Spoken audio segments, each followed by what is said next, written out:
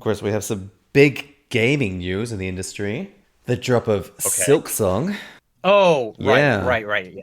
Yes. made by two Australian guys. Like, I just picture them in a garage or something, just these two guys, like something you'd see out of a classic 90s scene, working out of this open garage door and they're just programming away. Is it really just two Yeah, it's guys? two guys. Yep. Oh, I didn't know that. Wow, that's amazing. But now Australia's famous for three things, really. So well done to them. Three things. Yeah, Okay. so So we got so Hollow Knight. koalas, Hollow Knight. Hollow Knight. Koalas, right? Koalas has to be one of them. Well, oh, sure, fair wildlife. Okay, things that want to kill you. Things that want to kill you. I'll give you that one there. But then, of course, we have our biggest export to the rest of the world. Attractive people. Attractive people. Okay. Yeah. And Right, then, of okay. course, the third one is the Australian kiss. The Australian kiss. Yeah. I've never heard of that. You don't know the Australian kiss? No, I don't know the Australian kiss. Right. Well, it's like the French kiss, but down under. Okay. The Ashen One and Solaire, Joel and Ellie, and that group of GoldenEye players who never screen cheated. Once in a while, powerful forces combine to change the course of history. And sometimes, two good friends team up just because they happen to have microphones, questionable memories, and a shared addiction to game bundles. Bundles are broken down, memories are booted up, and the only thing epic is how long it takes us to remember that game from 2009. Welcome to Humble Talk.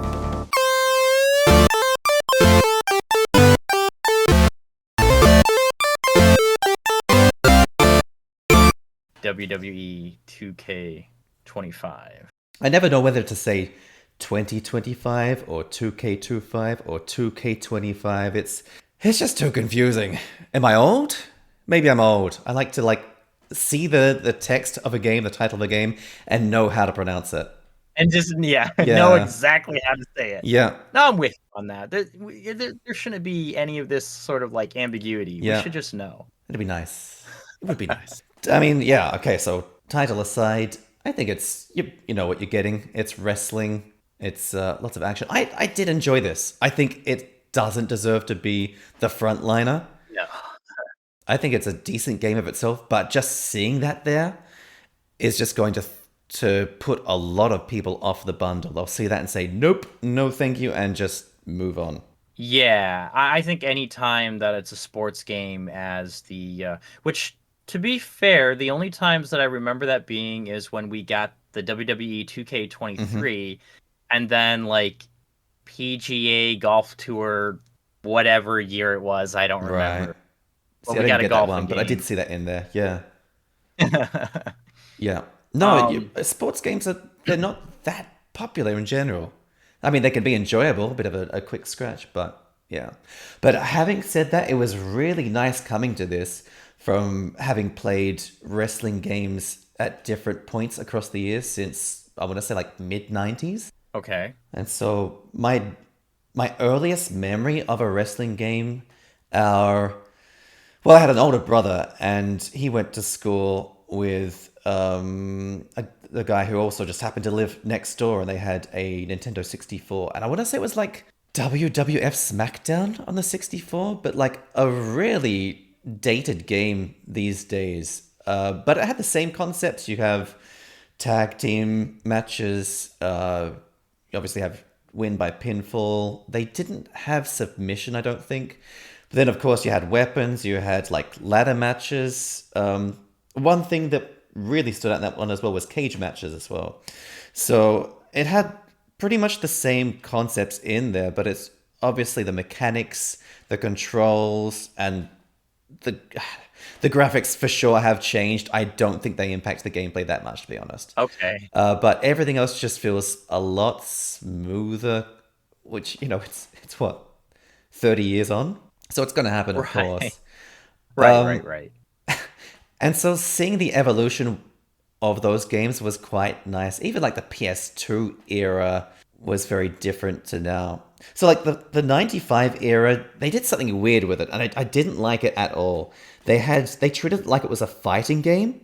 And so to do like really basic grapple holds, like I'm going to grab the person's arm and then kind of push it back at an angle it shouldn't go at and put them in a lot of discomfort or a lot of pain. Sure. To do that, you had to do like all these really complicated inputs, let's say like 4 or 5 buttons in succession, which doesn't make sense for something so simple as I'm going to slowly angle myself this way and put you at a really open angle. Yeah.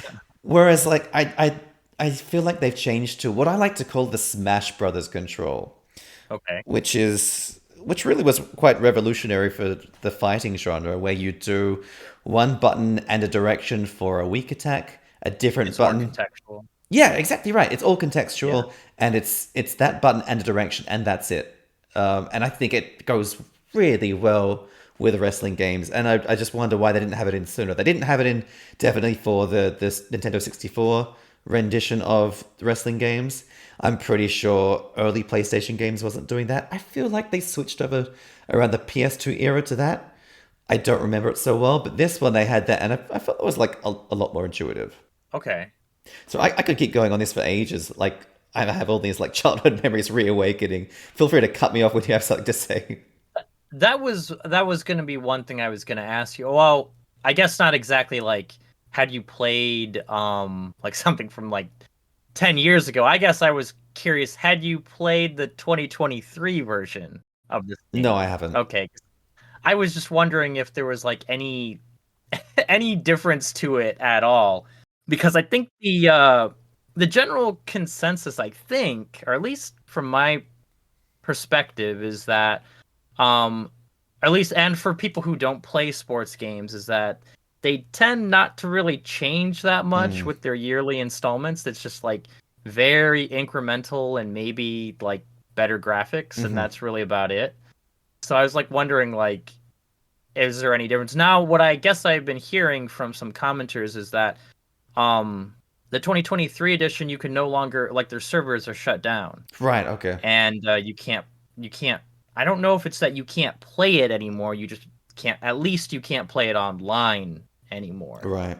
I suspect because it's one of these games you have to log in to play it. Like the very first thing you do when you boot this game up, it's you signing in. Oh, so you probably can't play it at all then.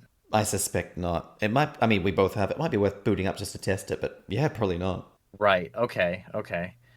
But yeah, that's just kind of like, I guess how I sort of seen them. Now, I did actually read a comment, I think it was on Reddit, that person had basically said like, oh yeah, you know, he was pretty happy to have gotten the WWE game this month because they hadn't played a WWE game for like 10 years or something. So getting this game was like, wow, this is so cool, and you know, it feels like really good, and the graphics are like huge step up from what they had remembered.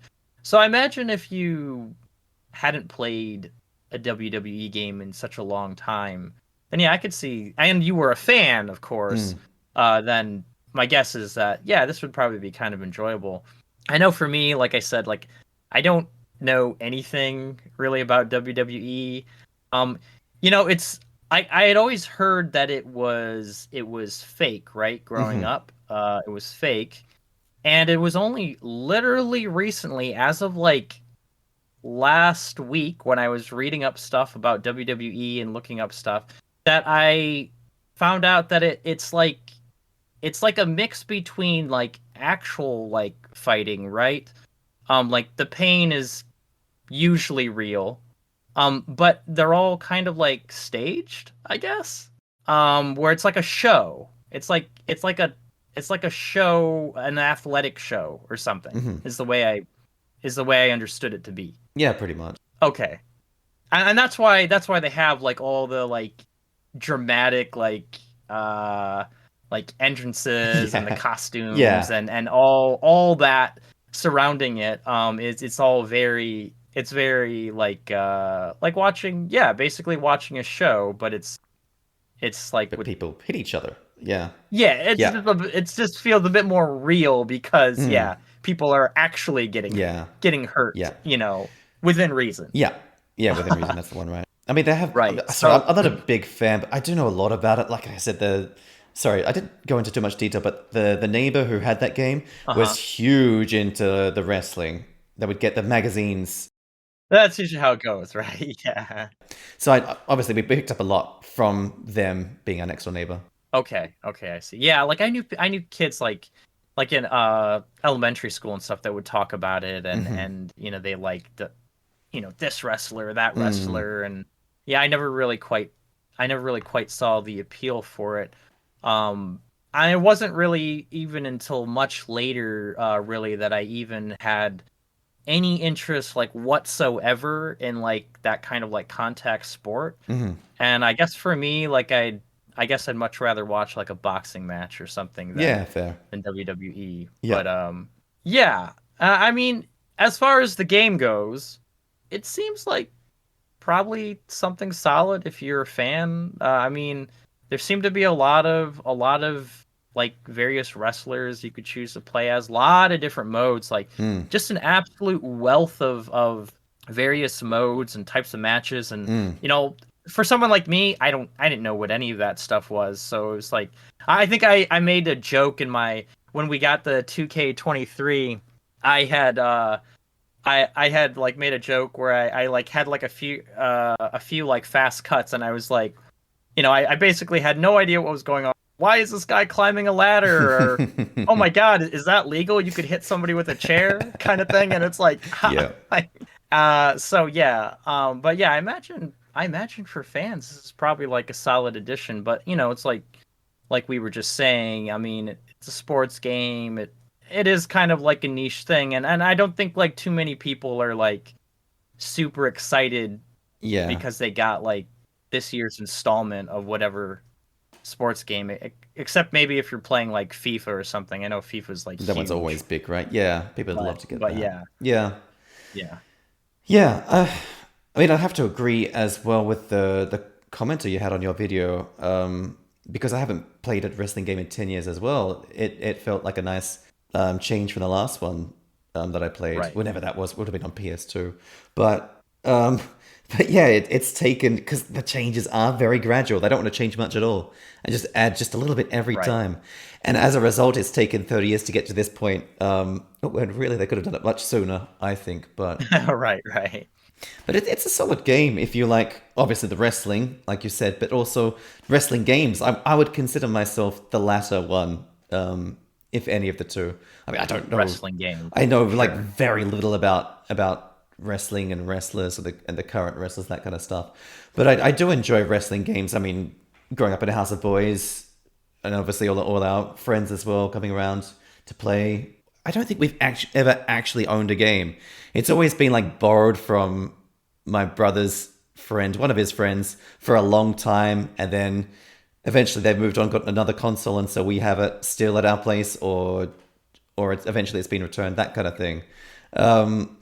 But yeah, so having these games in our collection and just playing them with friends, it's a testosterone raising game, fun for boys to mess around without actually like physically wrestling each other. So I think it's kind of a fun pastime you can do with friends. Right, I get that. For me, my dad didn't actually believe in gaming consoles, right? So I didn't. It wasn't until I was like, oh shoot, I think I was maybe like 6 or 7 actually, when my dad first bought a PC. Right. And the first like games that like I had played on consoles that like my cousin's house or something like that. Sure. But the first real games that I really remember is like playing like Age of Empires or something. So I mean, still all that very like high testosterone kind of thing, war and fighting. Oh yeah, killing people. It's all the same. Like, yeah. yeah. I remember that was like kind of like my thing, but yeah. I can do that. With this game, I think wrestling games for sure in general, but maybe sports games as well. And I think you probably experienced it. You have to do like an hour of tutorial to get into it. And so my normal hour of getting into the game and doing the review had to be 2 hours to do it properly. And then it was only doing the second one, getting that total of 3 hours where I had a good feel of just the single player stuff. And I thought it was really good. I found it very enjoyable. It was probably the most enjoyable way to enjoy the game, beyond like the having friends over and wrestling. But I mean, different kind of fun there. I would argue that the My Rise single player campaign is actually more fun overall, just because you create your own wrestler, and then it's got a somewhat sensible story to follow along. Oh, okay. And then I wish I would have started with that then. but you kind of have to go with the tutorial, right? Okay. When I played 2K23, I did actually try to do the tutorial, but Okay. it was, it's like you said, it was just so much. In Yeah. fact, I tried to do, I think I tried to do a little bit of a lot of things so that I could feel Oh, like okay, it had a more well-rounded first impression. Yeah. But this time around, I knew that I didn't really understand a lot of it anyway. So like I started the tutorial, and I think there was like something that they wanted me to do, but I either wasn't getting the button mash right or was too sensitive or something. I don't Yep. know. So I just was like, you know what? No, I'm not going to waste all my time doing this. I'm just going to jump Yeah. right into it. And that's when I started doing those like John Cena, the Yeah, Rock I matches. saw that. Yeah. And there was that moment, I think I showed it in the video, where like John Cena had like pulled the rug out from under me, so to say, and like had pinned me, and it was like showing that mini game. Yeah. But since I didn't play that part of the tutorial, I had no idea what I was supposed Yeah. to do. So what I did do is like I went back to the tutorial just to do the section on pinning, I see. and went back into it, and I figured that if there was anything else I needed to know in the rest of the time that I had with the game, that I would go back to the tutorial and try to do that. Yeah. But I just figured, I was like, I'm just gonna I'm just gonna wing it Yeah. and see what happens. So Yeah, and it's a game you can definitely get away with that for the most part, which I think makes it quite accessible. right, and it's like you said, it's because it's a bit more contextual than an actual like fighting game where you need to remember very complex combos, and I appreciate that because I don't like learning complex combos. I'm definitely no good at like those style of fighting games. Yeah, and it's certainly something you can't do for just a one-off play to review it and then move on to something else. Yeah. Yeah. Yeah. But the single player campaign was fantastic. I mean, and it had actually a lot of variety. I didn't expect that. So you make first off a male character, and then you do a standard match kind of thing. The story progresses quite a lot, and then you make a female character to help you out, and then they come in. You throw a match, and then together you do a tag team match, and so it's like this. Yeah, really, the second proper match you do is a tag team match, and then from there I can only assume it keeps mixing up. Then of course it's done kind of RPG style, so you put your stat points into different things. You can build out your wrestler, and well, you have to in a very specific style. Yeah, it's done really well. The only thing I would say for that, it was not clear how to set your ring name or stage name or whatever you want to call it. So like The Rock or Triple H, that kind of thing. And so both of my characters were the default superstar, which was really annoying because and the next match is superstar versus this person, or tag team match between superstar and superstar, which is still tolerable at that point. But then you've got in the different matches, sometimes you've got objectives you have to complete as well. So take damage with superstar. I'm like, okay, which one? And so like the first time when I had like the first male one created, and I saw it was Superstar. I'm like, I don't like that name, but okay, whatever. When I was going through the creation for the female wrestler, I'm like, all right, I have to find in these menus where it is. And I couldn't for the life of me find it. I had no idea where it was. And I was going through all the different ones there. So Wow. that I'm was a little bit surprised. Yeah, I was too. Just that like the I think for me, my most favorite thing about having to do these WWE games is the dramatic entrances for the different fighters. That's what I like the most. That's a lot of fun, like customizing them and choosing the music and the Oh, different you could poses they customize do. it. Yeah. Oh man, now I wish I would have actually done that mode. It was a lot of fun. I probably would have had a bit more of a favorable score for it in the end I of my suspect review. so, yeah. The only thing is, like, you have to do the whole tutorial, I think, to really enjoy it, because you have to do stuff like pinning. Obviously, comes up pretty early. Right. The tutorial doesn't teach tag mechanics though, which is surprising. I don't remember any kind of tag mechanics discussed in that, but you do the tag match here, and it explains all the stuff you can do. It comes up like an in-game tutorial, which really, like, I kind of like, one part of me wishes they did that for most of the stuff discussed in the tutorial, but then like, I guess the flip side of that is you can't really do it for a lot of the stuff, a lot of what the game considers the basic stuff, right? So Right. that's a difficult line to walk there. Okay. You know, thinking about this game now, I remember one thing that did annoy me with the game. I wasn't sure if maybe this is just how it is in like WWE matches, but like when you know, say you're getting like, you know, you're getting beat around a bit and you like get knocked down or whatever, and I hated the like I'm being like, come on, get up. Yeah. Like, you know, why is it taking so long? Like I couldn't help but feel like at times it felt like the control was being taken away from me. Yeah. But I had wondered if maybe the reason why it was like that is because that's how it is in a WWE match for like dramatic effect. Yeah, that's exactly how it is. Okay, that's what I was kind of thinking. So maybe to like a fan, like it wouldn't be as bothersome. But yeah, like I just was like, I wanted it to be a bit more snappy. Like, come on, get on your feet. Oh, definitely. It's Yeah. very frustrating as a player having that. Because it's like, yeah, there's no way because they were just laying the beat down to the person and then they hit once and now they're struggling to get up. And yeah, it doesn't make a whole lot of sense. Yeah, Well, yeah. It doesn't make any sense at all, actually. So, Yeah. Yep. Yeah. Yeah, I mean, like I said, I lost every single one of those matches. The Rock did not beat John Cena. That's outrageous. That's blasphemy right there. You know, speaking of John Cena, when I was doing all this rabbit hole, like digging up info on WWE, I guess this is his final year. Wow, I didn't know that. Okay. I mean, he's getting old, he was isn't he? doing like a farewell tour or something, and I guess he did something called was it a heel turn or whatever, which is I guess it's a term for when. Like, cause like he was kind of viewed as like, I guess like the golden boy of like wrestling, like this hero sort of figure. Yeah. But a heel turn is kind of like when you go down like the villain route. Right, okay.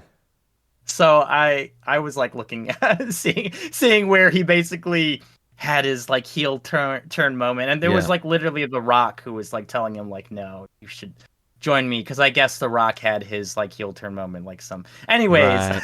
it was like I said, it was a WWE rabbit hole, and I guess I kind of was getting into it a little bit. Yeah. Oh, Yeah. I mean, it is interesting, and you go in knowing like, okay, it's all staged and whatnot, but it can be fun, I think, to follow it. Very casual mindset. Right. Yeah. I just had the idea, like, because the game's obviously online, we should try and get online and do a tag team match and see if you enjoy it more that way at some point. Sure.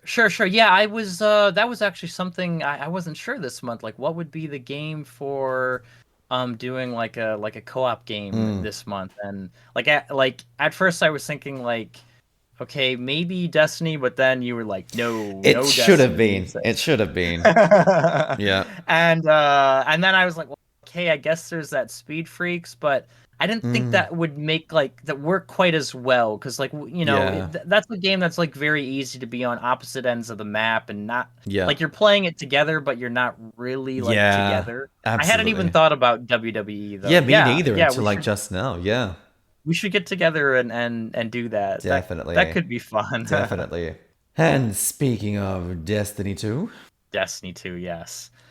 Well, obviously this one was mine because you get banned if you play it on a Linux run device. yep, intentionally by Bungie. That is crazy. Let me look it up. They had this. They've actually gone online and said something, which was honestly, it's quite insulting. I mean, this is the closest we can get. It's Destiny 2 Steam Guide. So Destiny 2 is not supported for play on the Steam Deck or any system utilizing Steam Play's Proton unless Windows is installed and running. Players who attempt to launch Destiny 2 on the Steam Deck through SteamOS or Proton will be unable to enter the game and will be returned to their game library after a short time. Players who are not accessing Destiny 2 through Windows and attempt to bypass the SteamOS Proton incompatibility will be met with a game ban. That's their official statement to date. There was something else mentioned earlier, but it's pretty insulting, really. Wow. And it's also really sad because I have had success in the past with unsupported games running with like a few tweaks here and there, and I'm sure people are going to try it. And it sounds like if you try multiple times, then you get banned. I was lucky I knew about this beforehand because obviously the Steam Deck Reddit has been up in arms about this for ages. Well, it's been very quiet of late because we've known about it for at this point a few years now, and Dodgy hasn't changed their stance, so no one's really mentioning it anymore. But I was lucky enough that I knew it didn't run, so I'm sure there are other people who have gone, oh, you know what, I've got this in the bundle, let's try it on Steam Deck, and I'm sure there's at least a few people who have tried it and got kicked out or permabanned or something, which is just sad. It's just really sad. Yeah, that's just. I think the most surprising thing is the fact that this is a AAA company. Like, why wouldn't there be Linux support? That doesn't make any sense. Is it being elitist? Is it being lazy? I just don't understand it. Yeah, I don't know. You not like money? I guess not. Right. Right. I mean, I do get, mind you, that they are attached to Microsoft and Microsoft Studios. So I forgot about that. Yeah, I don't think that's a good enough reasoning, but I mean, people have done dumber things for worse reasons before. So right.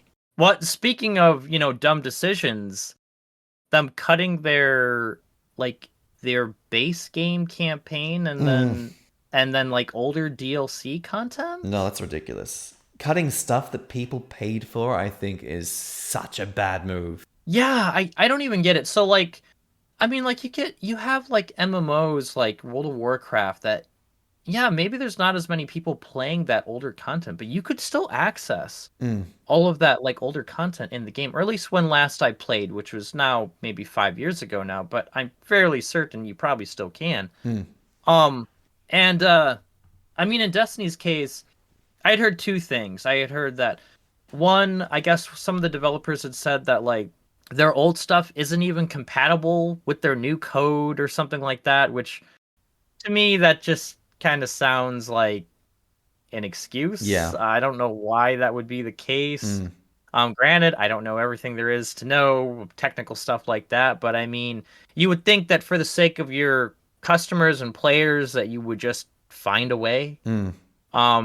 And then the other thing is because the game was getting really bloated. Like it was, it's like, oh, if we have all this content, it's going to be like a 200 gigabyte game. And I guess the solution that I was just thinking of, like, okay, well, why don't you just make it where, like, say you want the players to run the current content or whatever the current content is that they own. So they would like, download the game and it installs the current content. But then say, then there could be like an option to where like, oh, you want to go play the base game, what was it called? Like the Red War campaign or something like that. Then you just go and be like, oh, well, we have to go download X amount of gigabyte, and then boom, that's it. Like you don't need to download the whole thing. No. And then maybe when they're done, if they don't want to have that installed on their system anymore, they could just choose to uninstall that section of the game. Partial uninstall. Yeah, like what? I don't understand. Like, what's the problem there? Again, I don't know the technical things behind it, but it seems like that would have been a good solution for that. Yeah. But yeah, a lot of stuff around this just doesn't make sense. Like, I think you mentioned they changed the intro for the game as well, like the whole startup thing and getting into not startup, but like the first missions you do and getting into the actual because gameplay. They got rid of that base game campaign, which was when I don't know what they were called, but when they attacked that city by the Traveler. And and I remember playing that like years ago and was like, wow, this is really epic. Yeah, it was so good. And I was just like, that's like a good like narrative hook, like get you right into it really quick. and you already know the stakes are so high, Yeah. and you just want to keep playing to find out what happens. Yeah. Because like you're immediately like already dealt like a huge blow, so you're immediately like underdog to the big bad. But here, like, it just kind of was like a more of a slower, like, let's get you into it kind of start. Ugh, yuck. And like gameplay wise, it was fun, but story wise, it was not memorable at all. Yeah. Like, I mean, I still like, even though I didn't really play Destiny 2 for that long, I still like I still remember that initial opening fairly well to this day. Like, even though I didn't really know anything about Destiny when I first had tried it out. I think that was around the time that it went free to play. Right. Is Okay. when I had tried it out that time. But yeah, it's definitely like story wise, it's just actually I'd say like story wise, most of the time I had no idea what I was doing or why I was doing it. Like I understood that you come across this guardian and he just got into a scrape where two of his fellow guardians had died, and you're trying to help him out, and that's really all I knew that I was doing. I didn't know how I was helping him or why I was helping him. There was like this hive wizard that was like the big bad for the area, and you kind of had to like, he was like, ooh, don't want to get on a one-on-one with him or kill you kind of thing. And that was about it. That's about all I really understood. Right. See, I did all the end game stuff for Destiny 2 before it went real bad, basically. Like, this is still when it's purchase to play, not free to play. Okay. But I don't remember any of the storyline apart from there was an attack and we were somehow evacuated somewhere. I had heard that from somebody too. Like this was like in the defense of, Bungie got rid of the DLC. Boo-hoo! It's not like anybody understood the story, anyways. And it's like, okay, well, I mean, there's some people who understand the story, like those like lore buffs that just deep dive into all this stuff. Oh, of like, course, there's some there's people always going to be, but but yeah, I imagine that like definitely just even playing it this time, you're not playing it for the story. You're just playing it for the moment to moment action. Yeah. Because like the other reason why I didn't really understand what was going on is that there was just such a plethora of stuff, like dynamic events and like all these things like happening, and it's like everything's like pulling at your attention, that I found it really hard to like know what was the actual quest that I was supposed to be doing, Right. and what was just like everything else. I see. I hated it too that whenever you log in, it doesn't just like put you where you were originally when you logged off. You have to like go through menus to go back to where you were.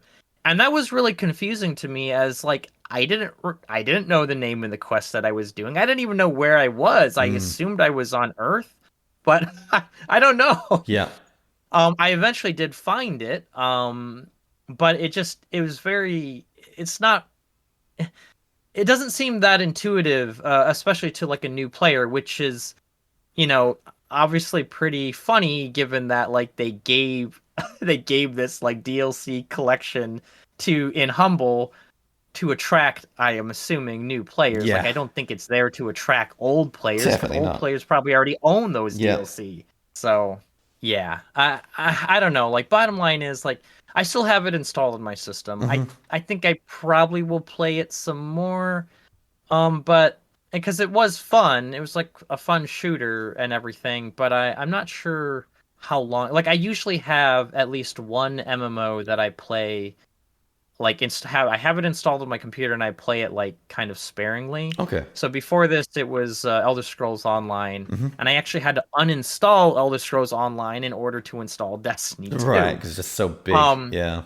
So I have a feeling that I will probably play Destiny 2 some more, but how long this is really going to hold me, I don't know, especially because, like, I don't know, like I said, I don't know anything about the story, I don't know anything about the lore, and that's one of the reasons why, like, I had Elder Scrolls Online, because I'm a big, like, Elder Scrolls buff, so I'll probably just end up going back to that. Yeah, fair. Quite honestly. One thing I wanted to ask you, actually, since you had played it so much before in the past, I think you had said in a comment to me that, like, you played it before like the game went bad, and I guess like how do you think the game has kind of changed that it's not really that great of a game anymore? Or do you just mean like before it went bad because of like all the controversy that the game has kind of like stirred up over the years? Oh, just like the controversy. I haven't personally experienced all the new stuff myself, so I can't really comment on that. Okay. But Okay. but Yeah, I wasn't seeing, sure if there's like any specific like mechanic changes or something like that because I'm sure like the diehards are probably like, oh, there was this thing, and they completely ruined the game. I'm sure there is, right? And Oh, they nerfed this right, gun. Bring it back. right, Yeah. right. New gun OP. Yeah. Get rid of it. Yeah. Yeah. Yeah. No, Okay. it's just like more of the whole operational side. I'm also like really, for me, I'm mostly just stuck on that whole like anti-Linux thing. It sounds Sure. honestly like the whole thing just sounds like a Nintendo move to me. Used to be Right. a really good company, and then it's like, nope, we're only focusing on what we're doing. Don't really care about the user so much. Right. They're just a means to get more money, and unfortunately, Right. that's where Nintendo went after the '90s, and that's, well, I'd say in the 2000s, around there it started going that way, and unfortunately, Bungie as well has gone that route. But that also comes about from, it's something we've got to keep in mind. These companies they're built from people. They consist of a whole bunch of different people, and when you get someone influential, someone with like the right path, the right direction for the company, with a lot of say, moves on, or enough of those people, then it starts to go in unfortunately a different direction, where they go into business mode or maintenance mode, and they then stop being so innovative and being focused on the user and more just focused on the company itself then. And I think Bungie has gone definitely that route. I think the difference between Bungie and Nintendo, though, is that Bungie more than likely will not have the longevity that Nintendo has. Yes. And also they're less like to get down and dirty and sue people for over the most ridiculous things. Right. But yeah, At like this it point. just seems like it seems like with Destiny 2, I feel like it's, I don't know, every 6 months, every year, something like I'm seeing some sort of headline like, oh, this DLC sucks, or what was Bungie Yeah. thinking, kind of stuff. Yeah. And it just kind of is like, I mean, is the writing on the wall here? Because it kind of seems like it a little bit. I think so too. But yeah, which is kind of a shame given their starts with like Halo.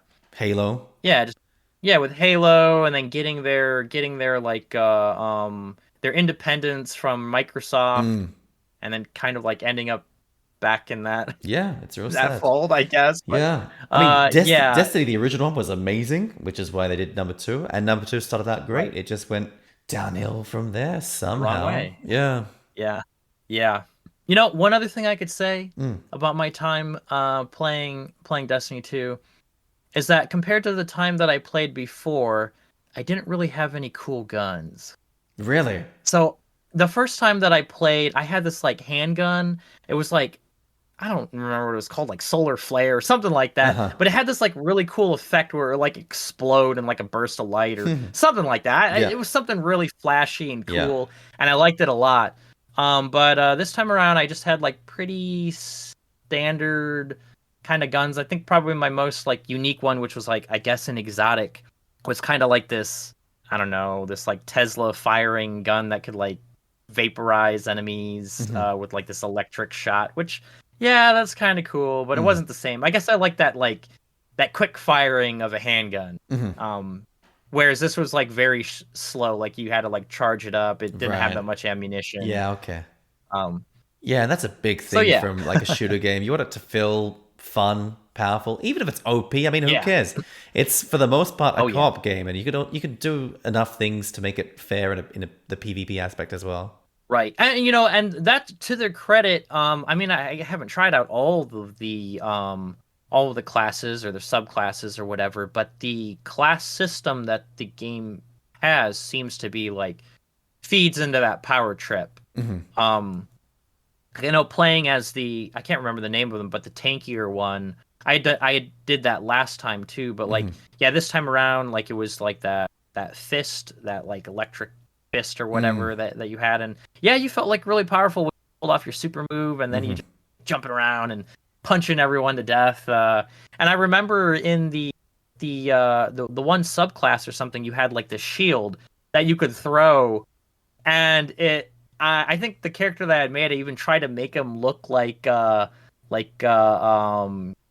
what's his name, Chris Evans, Captain America. Right. Okay. And I was like, yeah, I'm gonna just be like tossing my shield everywhere and just going like full Captain America and everything. So like, yeah, like that stuff is really cool and fun.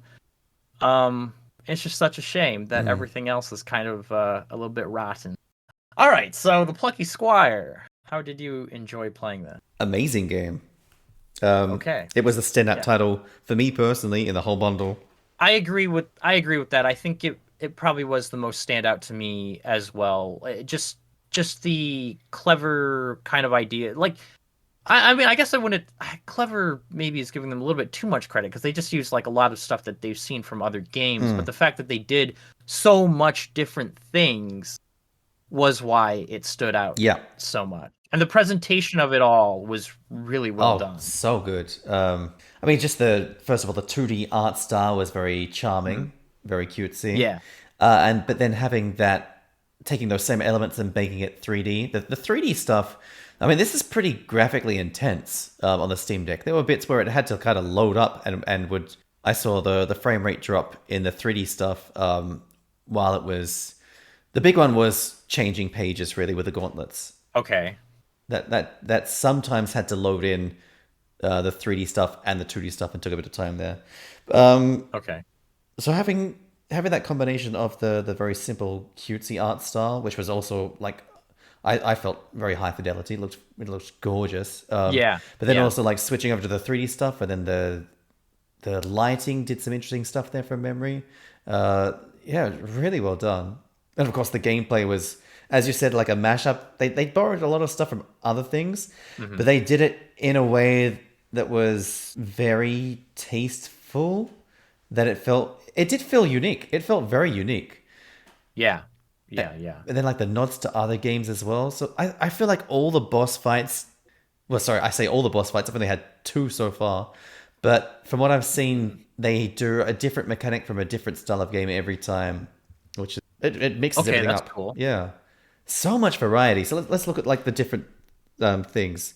We've got first of all, like the isometric like adventure stuff. Yeah. We've got the 2D like platforming stuff. Yeah. Then we've got the 3D stuff. Yeah. So that's your 3 major ones, right? Yeah, right. Then and of course you've got like the switching between 2D, 3D. Maybe that's half a style there, I guess. But then, like I said, for the boss fights, you've got the punch out reference there with the honey badger. Yep. And then for the elven archer, we had like it was a Pokemon style. No, like I would say maybe like early Final Fantasy RPG style turn-based stuff. Okay, that's where cool. you choose to fight, talk, or guard. I think it was from memory. Okay. That was really cool. Okay. Lots of stuff going on. The puzzles. How did you feel about the puzzles? Just in the hour that I played, I thought that they were a bit too simple. Okay. Actually. So it does get a bit more like you have to think it up. I never felt overwhelmed. I never felt like I couldn't do it by myself. Okay. But there are some bits where you have to think, okay, this is going to happen, so I need to be over there, jump out, go over here. There is a little bit, because I don't know how far you got, but you get to a point where you can jump out, change pages, and you have to go looking for words on other pages, that kind of thing. Oh, that's and neat. So very cool, like really cool mechanic. They use the whole storybook really well. I would argue like the storybook itself is another character in the game. Oh yeah. But yeah. And so they first introduced that. It's fairly straightforward. It's very like tutorial based, so you always know what you're doing. But then you're like, okay, I'm stuck here. I can't solve what I need to on this page. Let's jump out and go and check some other pages and see what else is in this chapter here that I can use. And so sometimes you do have to think, okay, everything I need isn't here. Obviously, let's go and check some other places. But they have a really cool mechanic where the page with the thing you need to help you progress whatever puzzle you're stuck on, it lights up and makes a sound as well. So you're like, okay, so somewhere on this page is what I'm looking for. Okay. So That's It nice. makes it really, really accessible, I think. Certainly to people like us, we Right. don't like to feel overwhelmed. We like to feel challenged, but never like, I have no idea what I'm doing. Right. And Right. so I don't think there's any need whatsoever to go and get a walkthrough, and which I hate as well. If I Yes. find myself going to walkthrough, and like the game at that point is playing itself. Right. Especially if you have to do it like, yeah, if you have to keep on going to the walkthrough, Oh, that's where I'm yeah. just like, why am I even bothering playing Yeah, this no. game? Like a once off, I get you get lost, not Right. sure where to go. Like it happens, but like to have to keep going back to it, that's that's not a game that's being built with accessible puzzles. That's a very specific niche, which is fine. Like I know some people like that, but personally, like no, I don't like puzzles to Yeah. be too challenging in a game. Yeah. This has the, I mean, so you've got that hint there, like this is where you need to go next. So you're always in the area you need to be, basically. Hmm. But having said that, the puzzles aren't that challenging to begin with. Where like I don't think you'd ever be like, I have no idea where to go without that helpful mechanic there, because you're always within the. You can only move pages within the chapter, and it's only pages you've been to already. You can't like just jump ahead to find stuff. At least like not that I'm aware of so far in the game. Okay. So maybe I have to go check the options. Maybe there's an option to turn it off.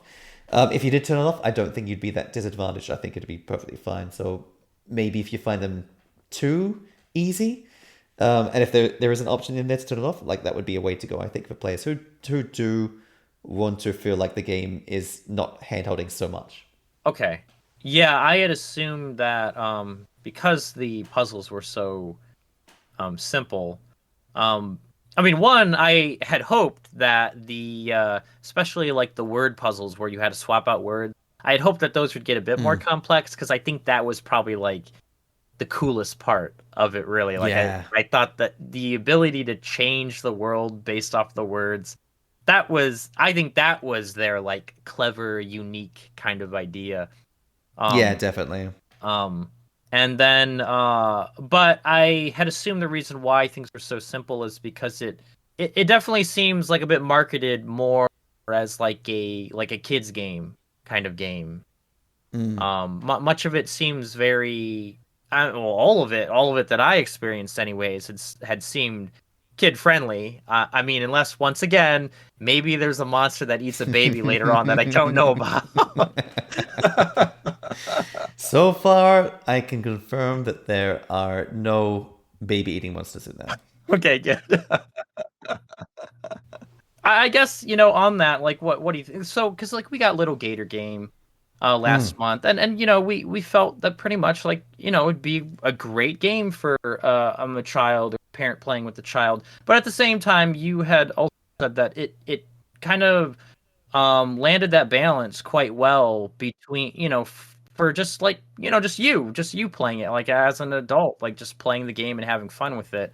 I'm assuming you feel similarly about the Plucky Squire. I do feel like it's been designed to appeal to that broader audience for younger players, but then also adults as well.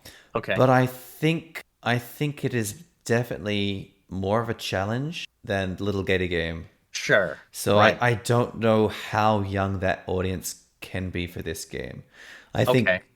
I think you have like some younger kids who've started out and they'll just be overwhelmed and maybe give up. If they're playing it with an adult though, or rather they play and an adult there is kind of talking them through it. If they get stuck, I think absolutely they could go through that and sit the whole way through. I was gonna say, and obviously, like it depends on the child's age. Yeah. Yeah, because Yeah, like definitely. definitely like in the case with like my daughter being only 5, she definitely would need some type of guidance for that. Like even just the fact that like she can't really read yet, so she would need help with trying to read the words to understand the what words do you have to put in order to like get past those particular challenges. But yeah. Oh, definitely, yeah. Yeah, I didn't think about that. Yeah, in terms of English language ability would definitely impact that. Yeah. And whether they, obviously, we've been gaming for years, we notice like little clues, little visual cues Like for example, the green electricity around the words you can change. Yes. A Yeah. child, just the way children's brains work, very likely going to miss that and Yeah, it be could just be stuck like and not just know what to another do. thing. Yeah, just another part of Yep. the game. Yeah. Yeah. The plus side is they're likely to go around and slash away at words, seeing what comes out. So maybe it solves itself through that. Who knows? I did feel because I was playing on normal difficulty. I play most games on normal difficulty, Same. but I did feel like playing on normal difficulty, the combat could be challenging for even an older child. Like I would say probably like up to the age of 9, it could be quite challenging. But of course, you have like the casual mode there as well. Maybe it solves itself. Who knows? Okay. Yeah, I guess I thought that the combat was fairly similar. Does the combat get any more like complex like later on? Like does it add in like, oh, you could do this special thing that you couldn't do before? Or is it just relatively the same from the start? You can spend your light bulbs unlocking new moves. They're not Oh, I forgot compulsory. about that. Yeah, Yes, that's right. No, I do remember that, but I don't think I actually put any of them to new moves. I forgot. right. Yes, Okay. there are additional things that you can get. Yeah. But obviously they're additional. You don't have to have them. So I mean, Right, stuff like right, throwing your sword or doing a Zelda style spin attack, right. not really necessary. Beyond that, in the platforming stuff, you can Goomba stomp the enemies. There is a mechanic where if the slime is charged with electricity, you have to hold off on the attack. I'm sure that would be quite challenging for a Yeah, child to do. yeah. I think so too. That was the only one, really. That's quite early on in the game. Okay. Yeah, I could definitely see my daughter getting frustrated with something like that. Like, why can't I attack? Oh, even my son, age Yeah. 7, I'm sure he'd find it more challenging. I think he'd probably get through it, but he would find it more challenging. I Right. mean, even as an adult, if you're not paying attention or watching out for your timing, you could get hit with it too. So Sure thing. Yeah. As you mentioned, like needing proficiency with the English language, I was actually kind of interested in does this game actually have other languages, like language support? And actually, it's got quite a bit. Like a lot of times, you wouldn't see like full audio for everything. It would just be like just interface subtitles, whatever. But actually, they got interface, full audio, and subtitles for what is it? 1, 2, 3, 4, 6, 8, 10, 11 different languages. wow, that's really That's cool. pretty good. Yeah, Yeah. yeah, I'm just as curious as you then to see how that plays out for the hitting the text, and I'm sure they've done the same thing just to make the game as accessible in other languages. yeah. They'd also have to have like really high quality translations as well, which I'm sure have gone to the effort of doing. Right. Yeah, it would have to be to make sense to that native language user. So okay, the Plucky Squire. Any last words?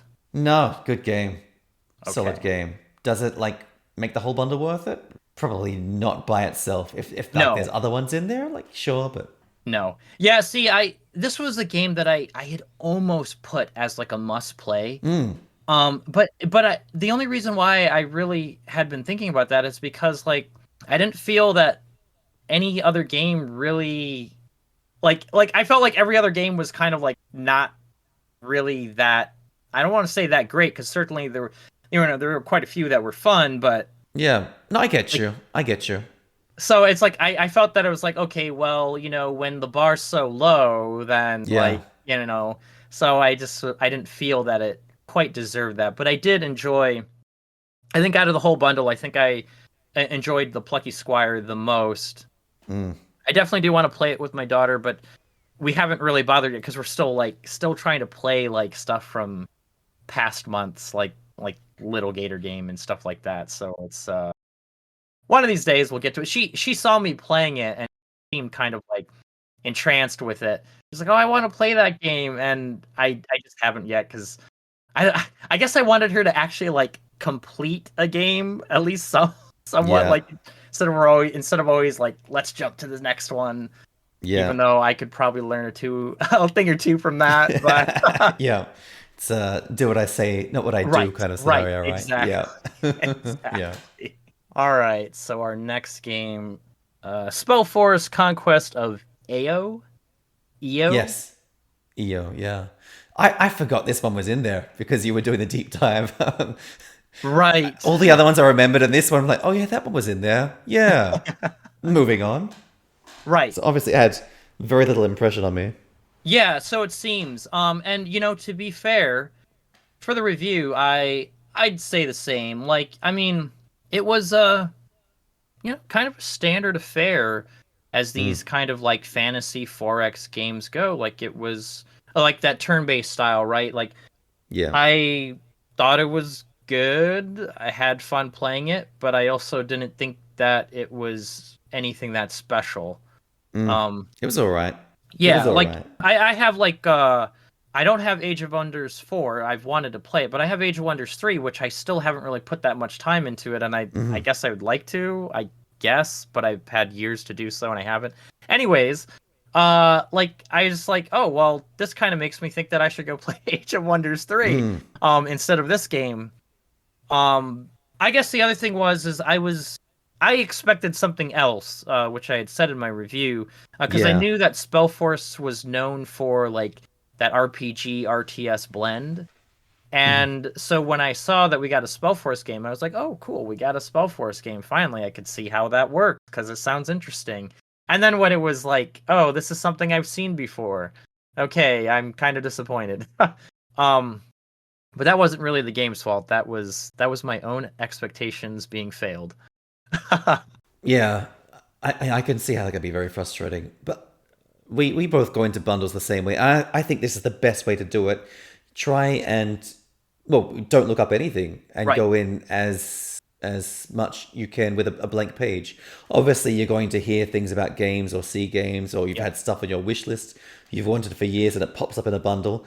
But whenever we can, we always go in with a, no bias, no preconceptions, which Exactly. usually works out really well. I mean, that's a great gauge of whether we like a game or not. Yep.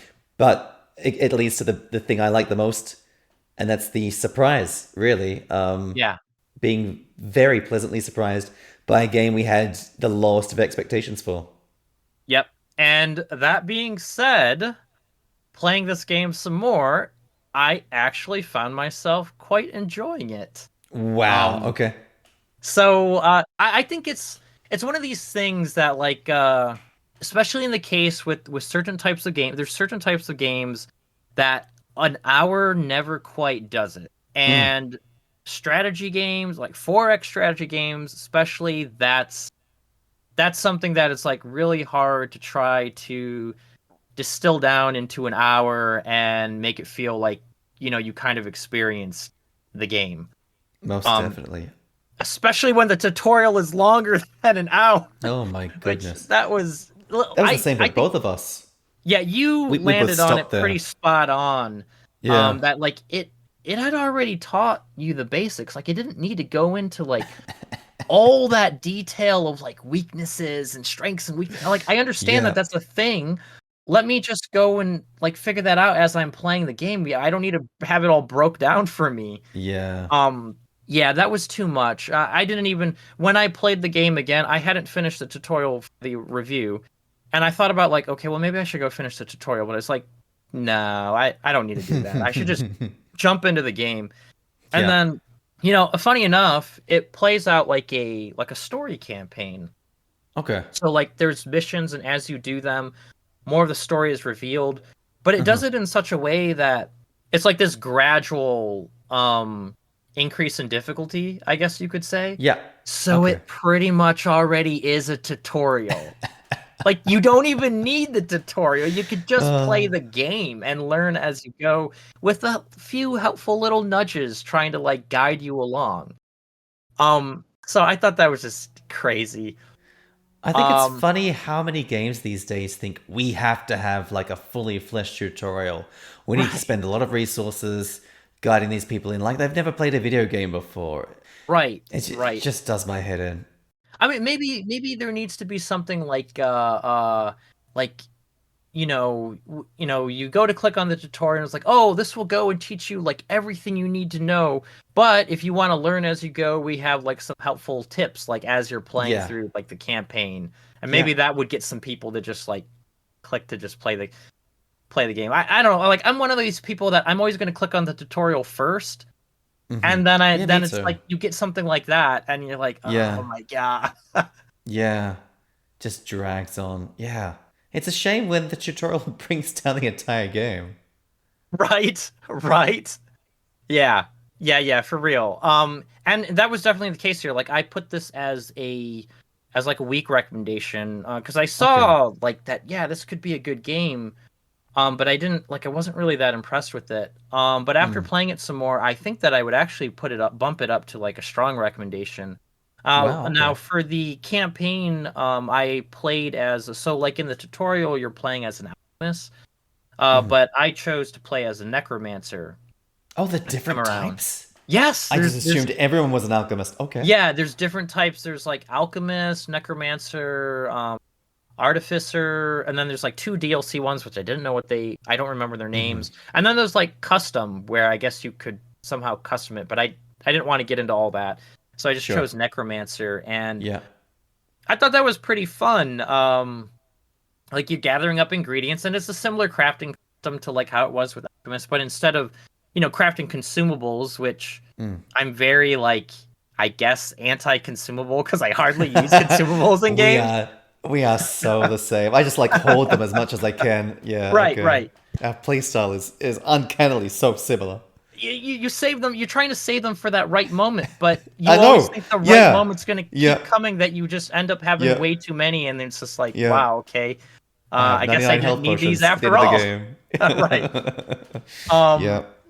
But so as a necromancer, of course, you're not making consumables. You're making units because you're like raising the dead Yeah. with all these different things, and that was pretty cool. I thought trying to find like the different recipes to make different types of undead was pretty neat. They even had spells where like I researched a spell called Zombify, which would turn like I could turn a mortal unit into like a zombie.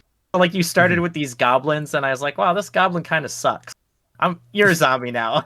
And so that was pretty That's fun. Cool. That's cool. And then of course, I think the thing that like really, really like was interesting for me, and I guess is what kind of like sealed my thoughts on what I now feel about the game, is the story. Like this like you are a well, in my case, I was a necromancer trying to return back to my master's old tower, and there was like signs of a struggle. Something happened, and I guess there's these circle of mages that kind of like control all this power to something called the All Fire or whatever.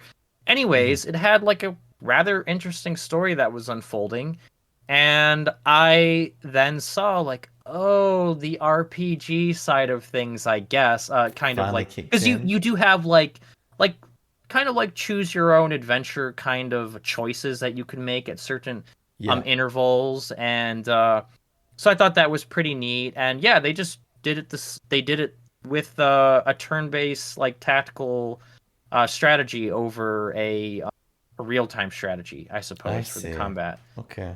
And yeah, it was a lot of fun. So I definitely thought it is one of these games where you definitely need to be putting in at least 2 or 3 hours to get a handle on whether or not it's something for you. And maybe don't play the tutorial. Yeah. Sounds like do like the first one and then that's enough. Stop there. Right. Yes, exactly. The first one, stop there. You got everything you need to know.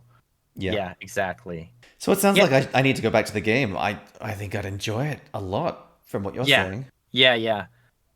I guess my only thinking is I just don't know, like, because you were saying that it felt like a little, like, as you said, I think you said something like, as you'd expect for playing like a 4X title on a Steam Deck, and I assumed you meant that was like, it's kind of like clunky to play, because I'm guessing 4X doesn't really lend that well to the Steam Deck. Mind you, whenever I do my reviews, I'm always using like the default controls because that's what most people are going to be using when they boot it up on the Sure. Steam Deck. Okay. But of course, the beauty is you've got Steam input and you can customize it so you can use the trackpads instead.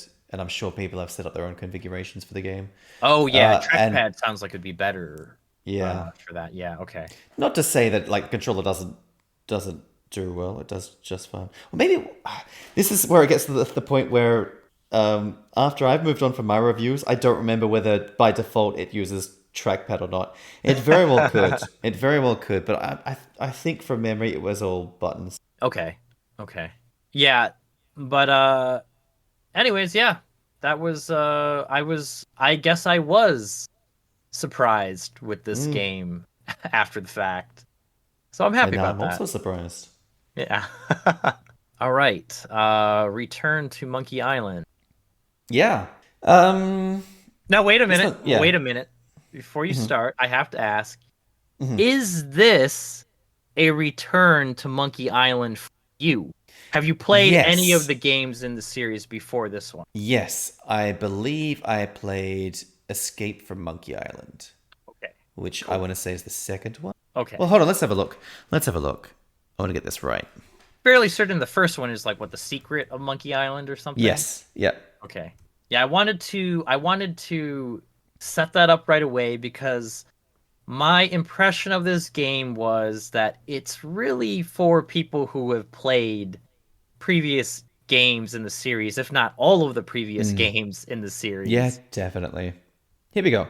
So, Secret of Monkey Island, Monkey Island 2, LeChuck's Revenge, and then The Curse of Monkey Island and Escape from Monkey Island. So I played number 4, released 2000. That tracks. I probably got to this one a few years after that. Shall we say through a copy that was provided to me by someone I knew, and how they came about getting this copy. Who knows? Who knows? Who knows? It was enjoyable. I didn't play many point and click adventure games as a child. All I can remember is Myst, and then also like on the school computers there was this first aid game where you go around trying to identify all these potential hazards and address them before kids injured themselves. And that was about it, really. And so I didn't play them a lot. To this day, they're kind of hard for me to get into. Same. Especially because they have a lot of convoluted puzzles. And Yeah. pick up this Yeah. item that you randomly combine with this item and then use over here at a place. And you just go around quite metaphorically bumping into walls. Yeah. Just trying to work out what to do next. And so I think these games, certainly for players like us, but for people in general, can be quite off-putting. I will say the Monkey Island series, because of their humor and the writing and just how much they commit to the writing and humor, does bring it back and make it enjoyable, make it appealing to a wider audience. I do feel like this game, the puzzles weren't as challenging, but keep in mind I was playing on the easier mode, not like the standard one where it's usually quite difficult working out what to do for puzzles. But I still felt towards the end there, I knew the major obstacle I had to overcome, and I knew the obstacle before that I had to overcome, and the obstacle before that, but I was trying to work out the one before that. And so it's this big chain of events where you solve this, you eventually solve that, you solve that, and then finally you overcome that big major obstacle. Okay, I see. And I still felt like the game was going in that direction. Now, okay, so you're saying that even on the casual mode, which is also, by the way, what I played on as well, on the casual mode, so do you think that you would need a walkthrough to get through this game? Oh, definitely. The point where I got up to, I had no idea what I was doing. Well, then that just like seals it for me. I'm probably never playing this game. Yeah. So I haven't gotten out a walkthrough. I think to get past this next bit, I would need to look at it at least once. I might be all right from there. I'm pretty sure like once I work out exactly what I need to do, or rather the item I need to get in my possession, from there I'm pretty sure I can work it out pretty easily. So let me see. So I need to get a mop to get onto the boat. But in order to get the mop, I need a map. And in order to get the map, what was I doing? I think I was looking for an ingredient. Sorry, a dish. And that dish was served at a party at the governor's place. I've gone to the governor's place and I've identified I need to find a book that the main character, Thurpwood, I can't remember, but they have it returned from years ago. And that's the point where I'm stuck. I'm not quite sure where the book is or how to get the book. And I've been searching around the island for a while and I'm not quite sure. So as you can see, it's pretty convoluted puzzles Yeah, even then. very convoluted. Yeah. Yeah. As long as you're like going around and talking to people, like you can kind of work out, okay, this is what I need next, and you can think, this is the kind of place it could be, and then you can start to go in the right direction. But this is the one bit. Maybe it's me. Maybe it's just like the I guess the underlying issue with these games where I am stuck at this bit where I can't quite work out exactly what I need to do. I don't think it's you. Yeah, okay. Because I felt the same. Like I'm pretty much the same with point and click. Like I don't play them. And like in that particular instance, like I can't help but feel that with some of these like convoluted puzzles that like some of the solutions are just really just like out there and kind of like arbitrary, I guess. Like they like like you would never be able to figure it out. Especially in Monkey Island. Right. Like when it's already supposed to be kind of zany.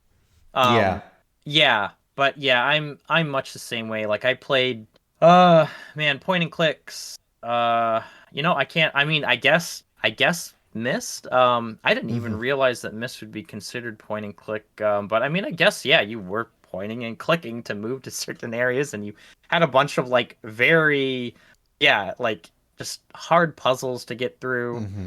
But yeah, I guess outside of that, I think I can only remember two. One of them you weren't really pointing because it was so old. It was like an old DOS game. It's called like Hugo's Haunted House or something like that. Oh, I know the one. Yeah, I don't think I played it, but I do know it. You got to like type in the words of what you want Hugo to do. Yeah. And yeah, there's something fascinating with that one. So that was done by the same guys who did another point and click series. We're gonna have to do it. Name that game. Yeah, name that game. I don't think I'm gonna be able to name this. Oh boy. All right, here we go. You ready? Yes, I'm ready. And go. It's a children's game. You're a car. Oh, putt-putt, right?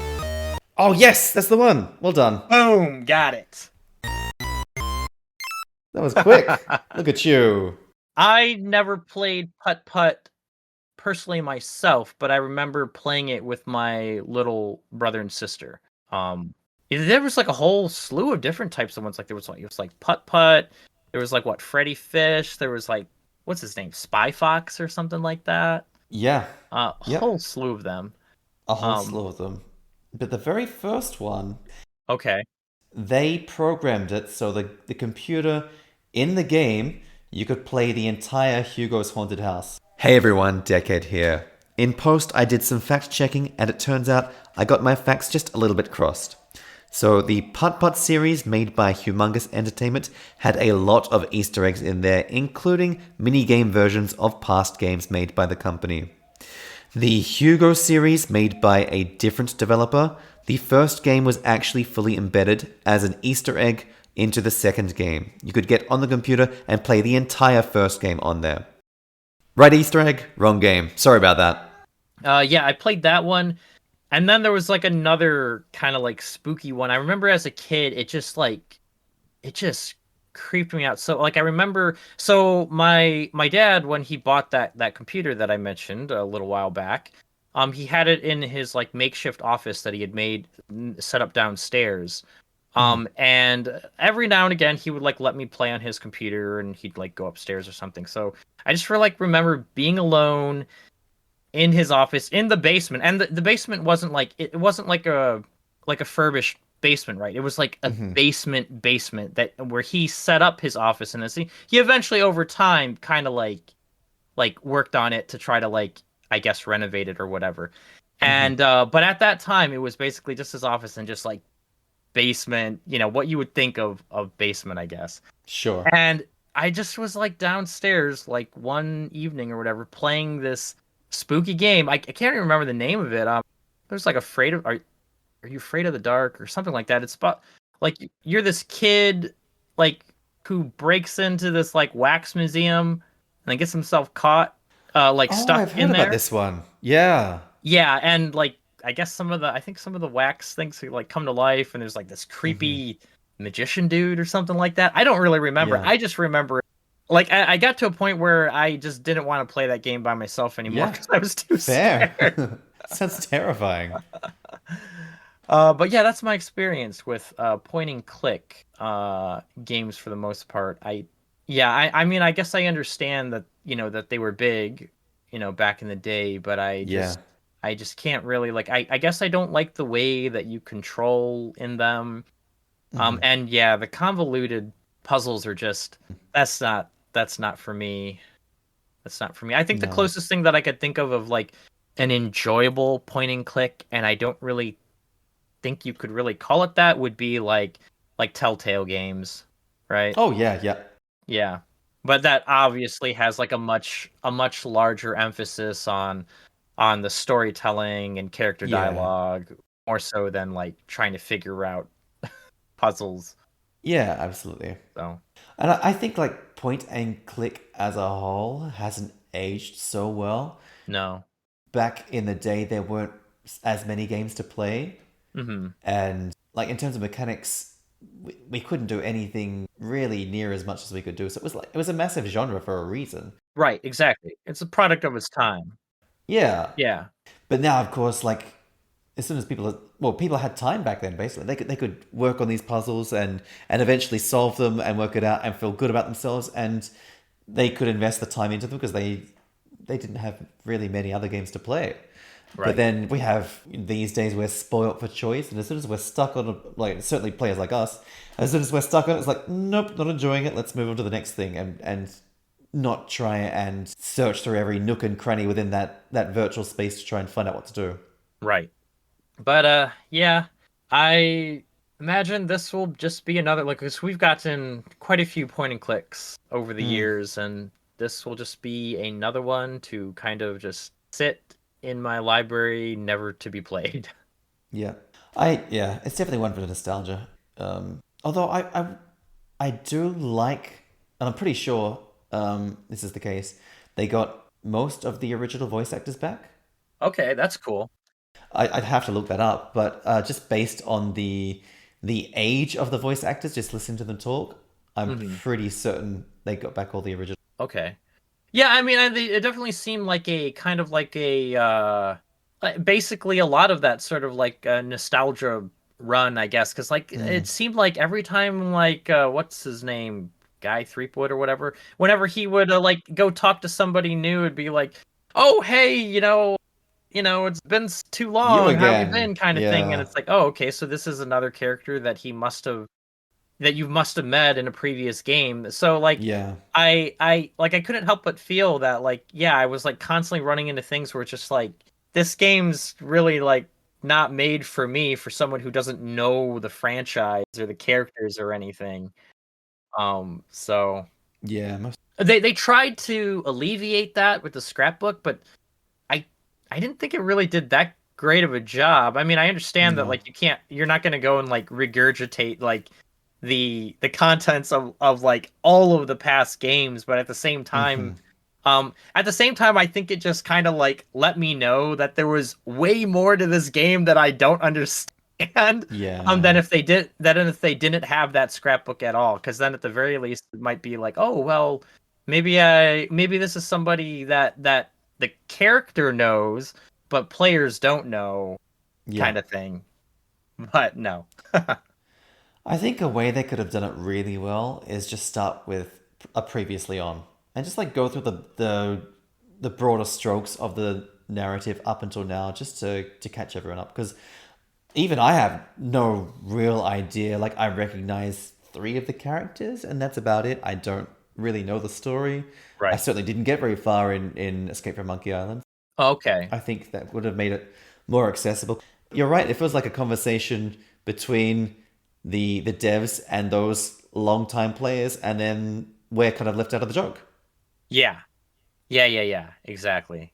Exactly. Yeah, I think somebody had even said the beginning of the game. I can't remember if it was that talk on the Anchor like that like long talk on the ankle. Yeah. Yeah. If it was that, or if it was just that entire bit with the kids, but that was supposed to be a callback to like something in the end of the second game or something Right. like that. Okay. And it's like, oh, okay, yeah, and of course, like unless you had played that game, you wouldn't know that. Yeah. And I'm betting there's probably a lot more things like that that are basically just for, diehard fans of the Monkey Island games. No doubt. Eastern Exorcist. What did you think of this one with your additional hour in the game? Okay, so gameplay wise, I thought it was decent. I think some people like it does open up a bit more like as you play. Like okay, so when I played partially with the guy character, and then I switched over to play as the girl character. So I didn't get far in either one of them to sort of like have the game, I guess, open up for me. Um but I played it more continuing with the like that half demon girl. And yeah, the map kind of like opens up a bit. You're exploring a little bit more, doing a bit more of the story. Like I wouldn't say that it's exploration like in a Metroidvania though. And I think I had seen like some people calling this like a Metroidvania, and it's really not. I mean, it's a bit more linear than that. I mean, maybe go back to old areas, but I don't think there's any reason to do so.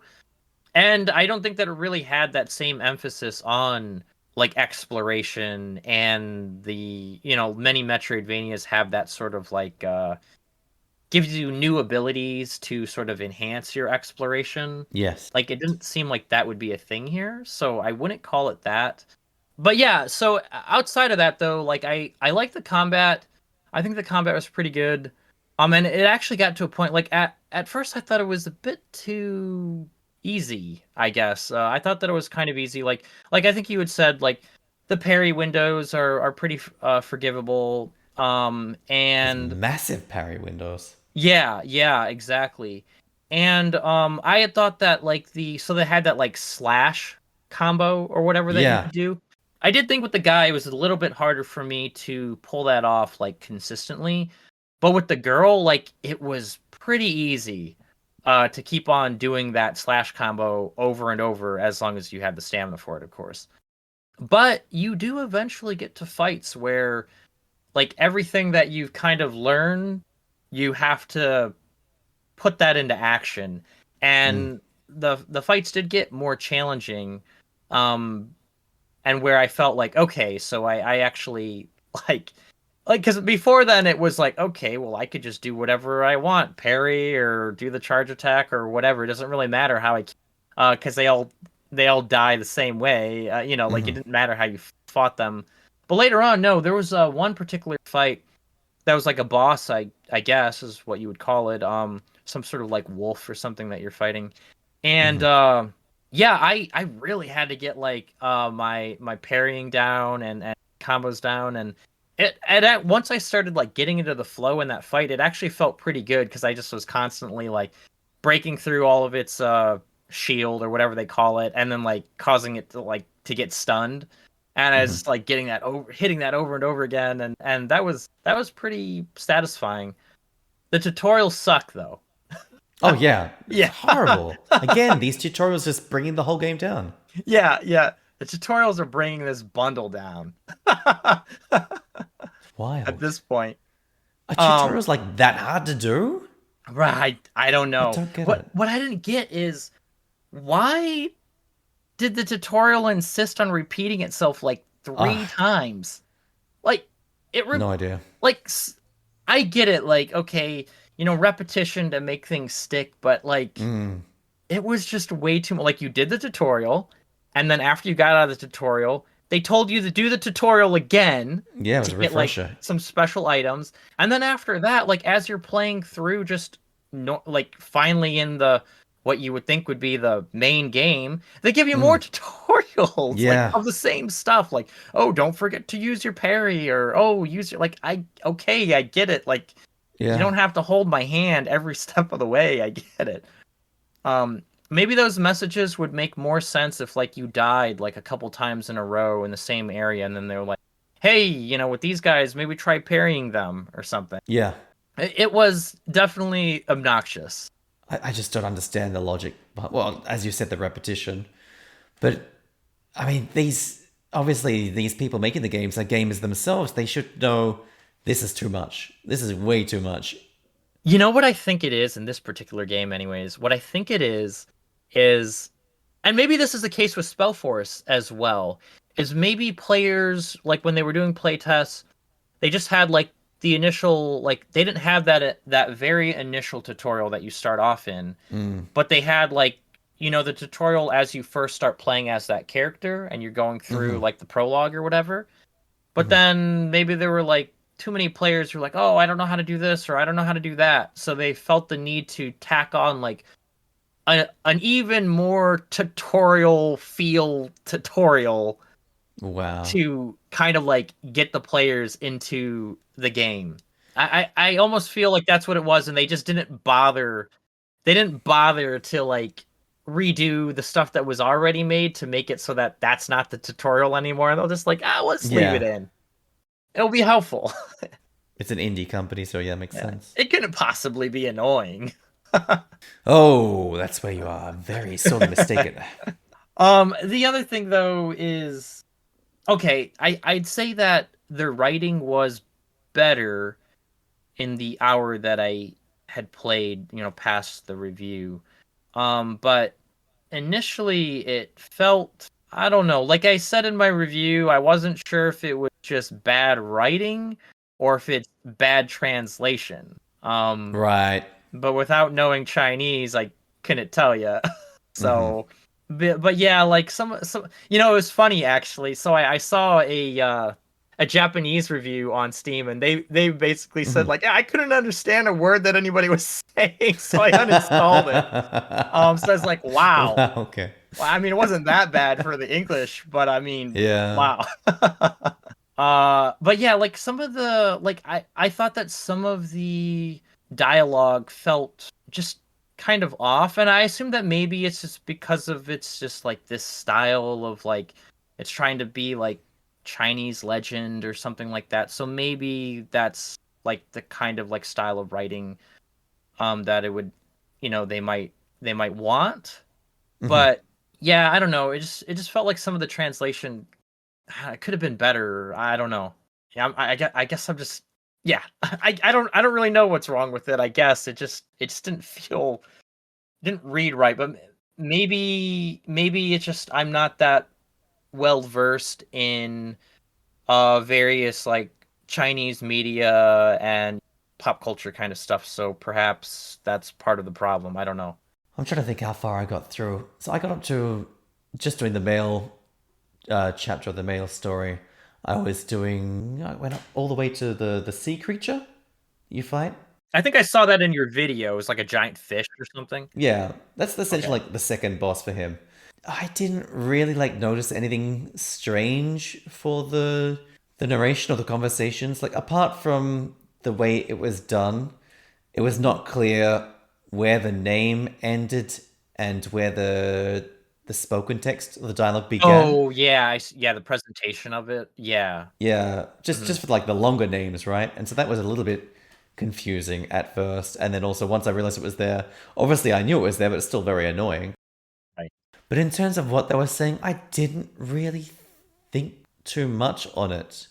I wasn't really like too focused on it. Like those experiences where you felt like it was a bit off, was that with the female character's story or the male character's story? Probably the female character's story. Yeah, I think it was like it probably was well, see, I don't know if it was the writing or if once again it was the translation. If they just took like really direct translations. So in the one instance I'm thinking of in particular, she's, you know, walking through this forest, she comes across this like young woman she's gonna get married or something like that, but she's kind of like distraught over something, and the demon girl is like, oh, you know, what's wrong, blah blah blah, and you know, she kind of like, you know, feels her pain kind of thing. And then the young woman was crying. She's, oh, you know, like, oh, you know, I'm gonna call you little sister now because I don't know, like I don't even really entirely know what she had said, but to me that was like it felt weird and out of place, I guess, and I just Yeah. don't know if that was like a direct translation, and that's not exact. Like if it was like maybe if it was done by like if the translations were like I don't know, maybe the translations were done by a native speaker. I don't know.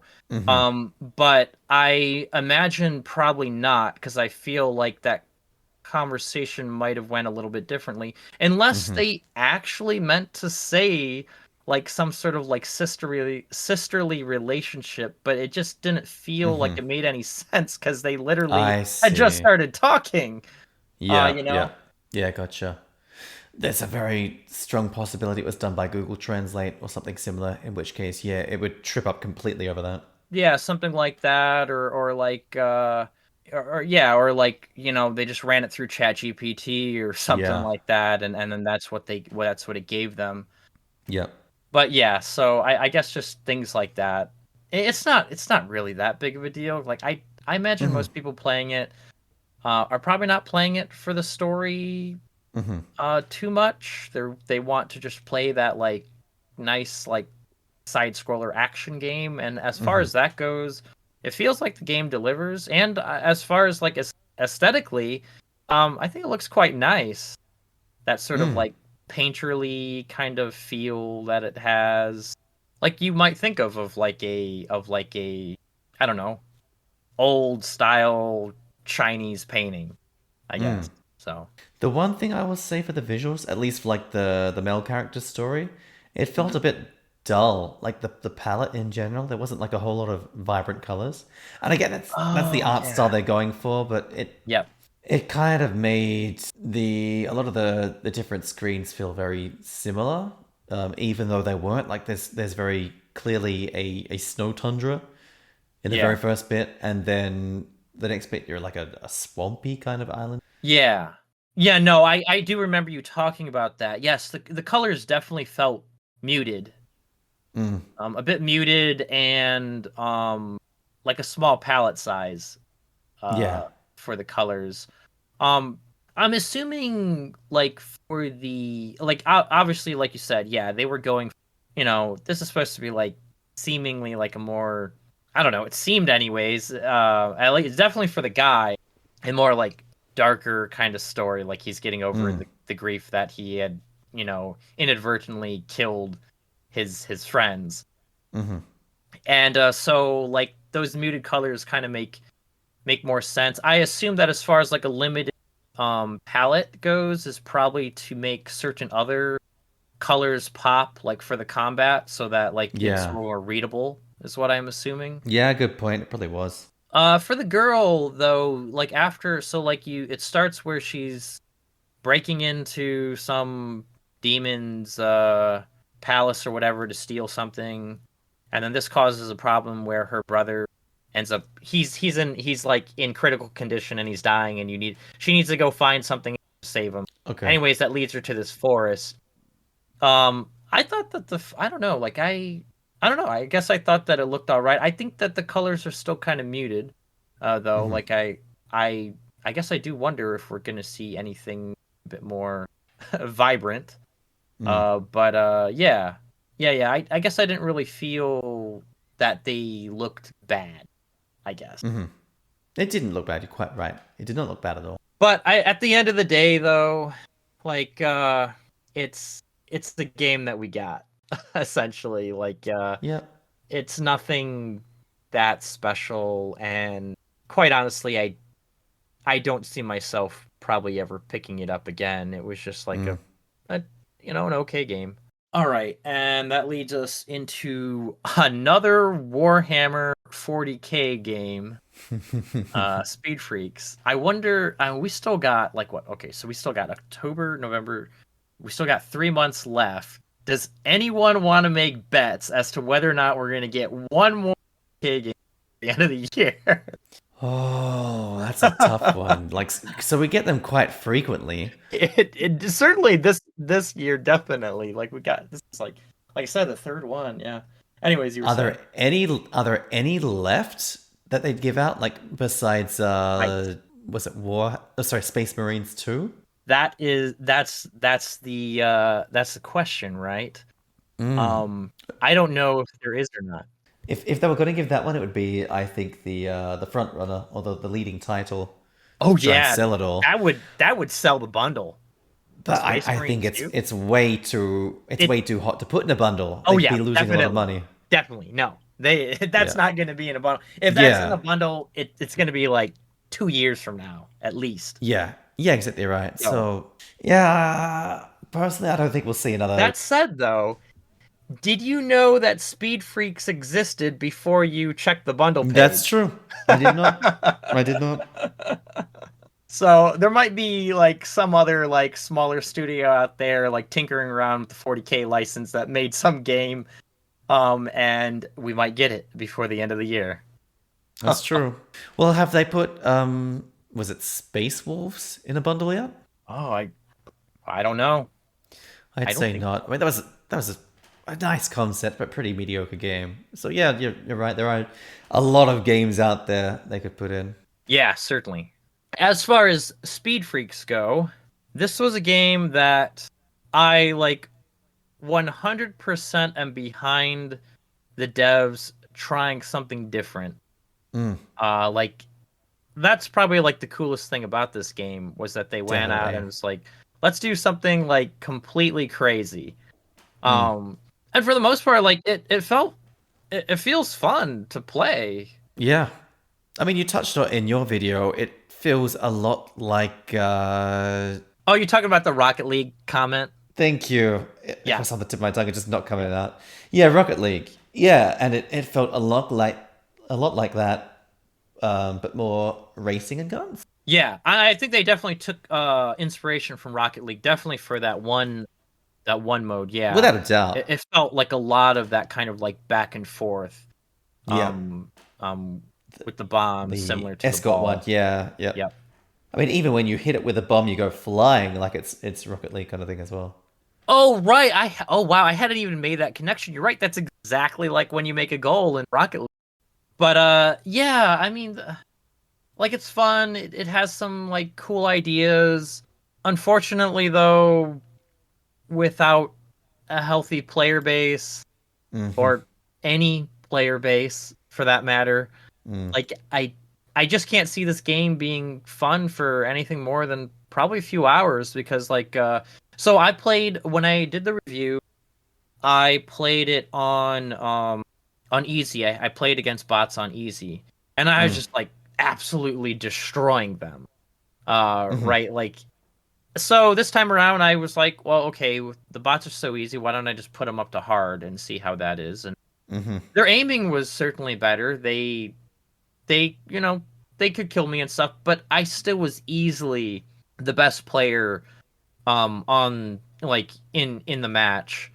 Um and I think the other thing is that the driving AI I think might be a little stupid.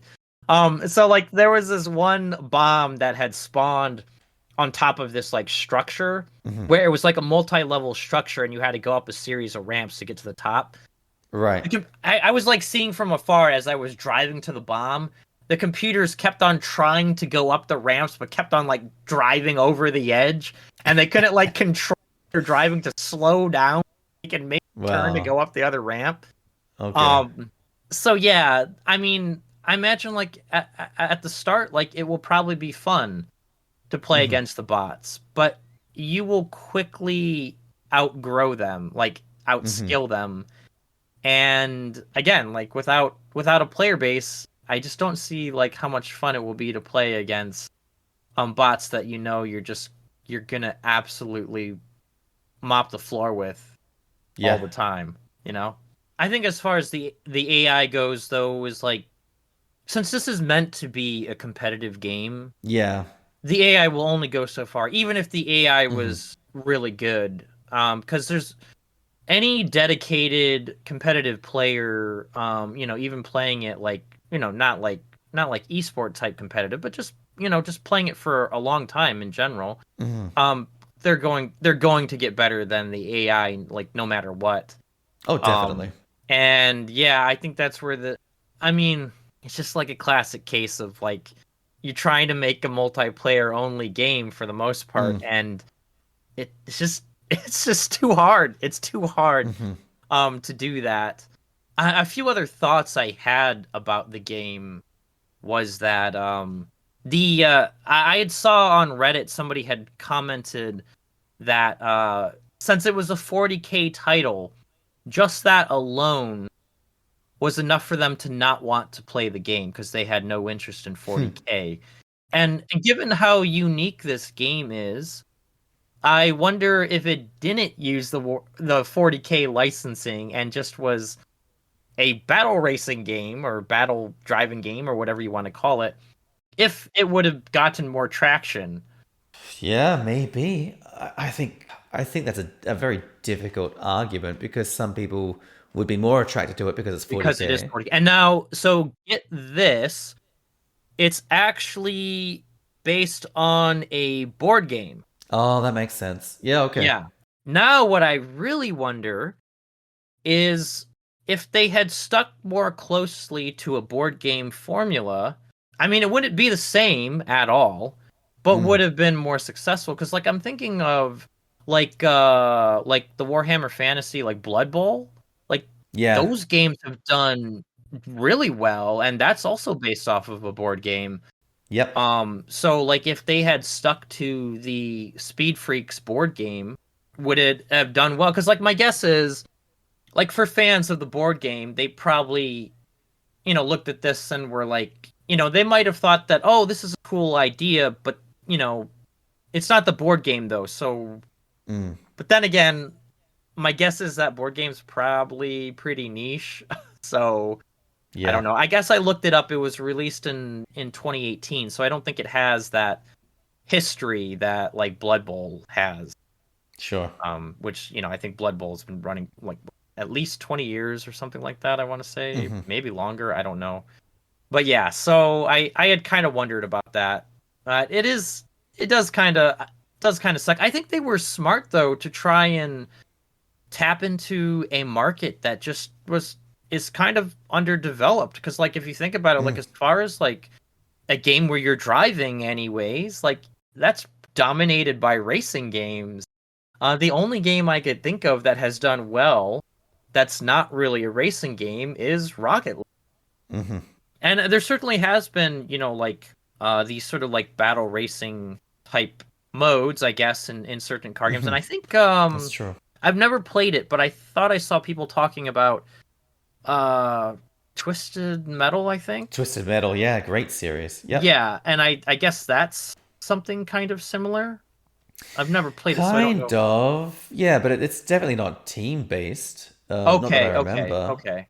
From memory, that was more like more focused on. It might have been racing, like single player kind of thing with combat in the mix. I can't Okay. remember.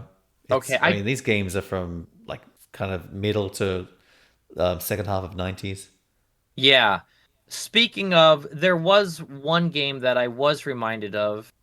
Um, I don't remember the name of it, but it was on the Nintendo 64, and it was like a Okay. battle racing, not racing. No, it wasn't racing. It was just Was like it you literally. Destruction Derby? I don't think so. I don't think so. Okay. Like it had different types of cars, and I think some of them even had like. I remember the car that I liked using. It was like a hover, like it could hover. Huh.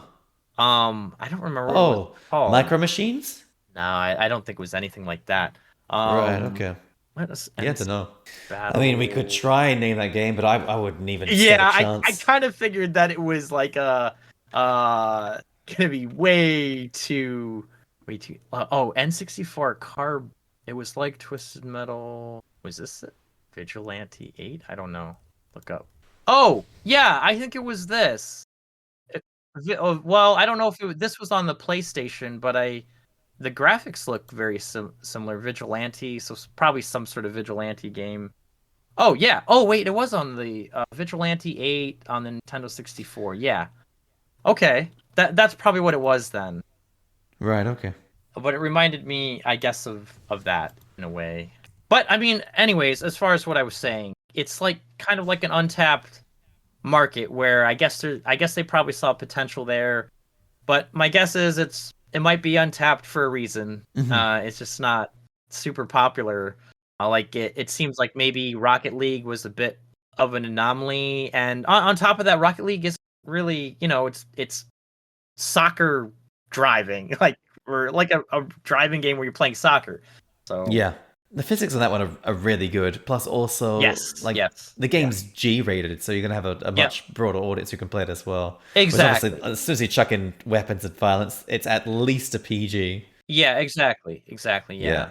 And then just like even just the sort of like the grungy kind of setting almost Yeah. has this like Mad Max feel, I guess. Yeah. It's like, yeah, that's definitely, yeah, you're not gonna have, you're not gonna have, parents certainly looking at them, oh, should I play Rocket League or should I play Warhammer 40K Speed Yeah. Freaks, where the game's being edgy by having Freaks spelled with 2 E's. All right. The final game, Grapple Dog. Grapple Dog. Grapple Dog is good dog. Grapple Dog is best dog. No, I wouldn't say best dog. It's a good game. It's a simple premise. It's Right. it's a 2D platformer. And you have a grappling hook as well. It's obviously a love letter to, in particular, Sonic, really. It seemed like. I did mention in my video it had a little bit of Donkey Kong in there with the barrels, but they do similar yeah. stuff in Sonic anyway, like launching you through all these different things whenever you press A. Right. So very possibly didn't even consider Donkey Kong and just went all in on the nod to Sonic there. Mm-hmm. Obviously, the where it starts to deviate from the Sonic formula is the speed. You can't go around like a pinball, basically, which is what the devs for Sonic originally had in mind. That was their inspiration for it. Yeah. Yeah. They do have similar stuff where the faster you go through, your time gets up there. But I mean, every platformer does. Even the Crash Bandicoot games from the third one. I'm trying to remember the exact title of the third one. Crash Bandicoot. Is it Warped? It might be Warped. I think it's called Warped, the third one, where you do all the time travel and whatnot. Yeah, so it's been done all throughout the platforming genre. So nothing really specific to Sonic there. They also have like the whole collection thing, again, done in Sonic, but also like Donkey Kong collecting the KONG. Where it does do stuff a little bit differently and more on the whole adventure side. To get to the boss fight, you need to have enough of those pink coins from across all of the different areas you've been to. No, that's enough right. saved up. Yeah. That's right. And again, that's back into like Crash Bandicoot 2. Yeah, Cortex Strikes Back. That's the one. Cortex Strikes Back is the second one. But then also like other games, like I'm thinking, mind you, this one came later as a nod to the old ones. Is it Super Lucky's Tale? I can't remember, but yeah. So they've borrowed like a whole bunch of stuff from different platformers. Mm-hmm. So it's definitely a nod to that. The one thing like I don't like about it, we both talked about this in our comments to each other. So I liked it at first a lot. The music. The music, Yeah. that is a knee slapper of a track. That's a great song. Right. And it's clearly inspired by Sonic. It could very easily be a game, sorry, a track from a Lost Sonic game. It sounds spot on for Sonic.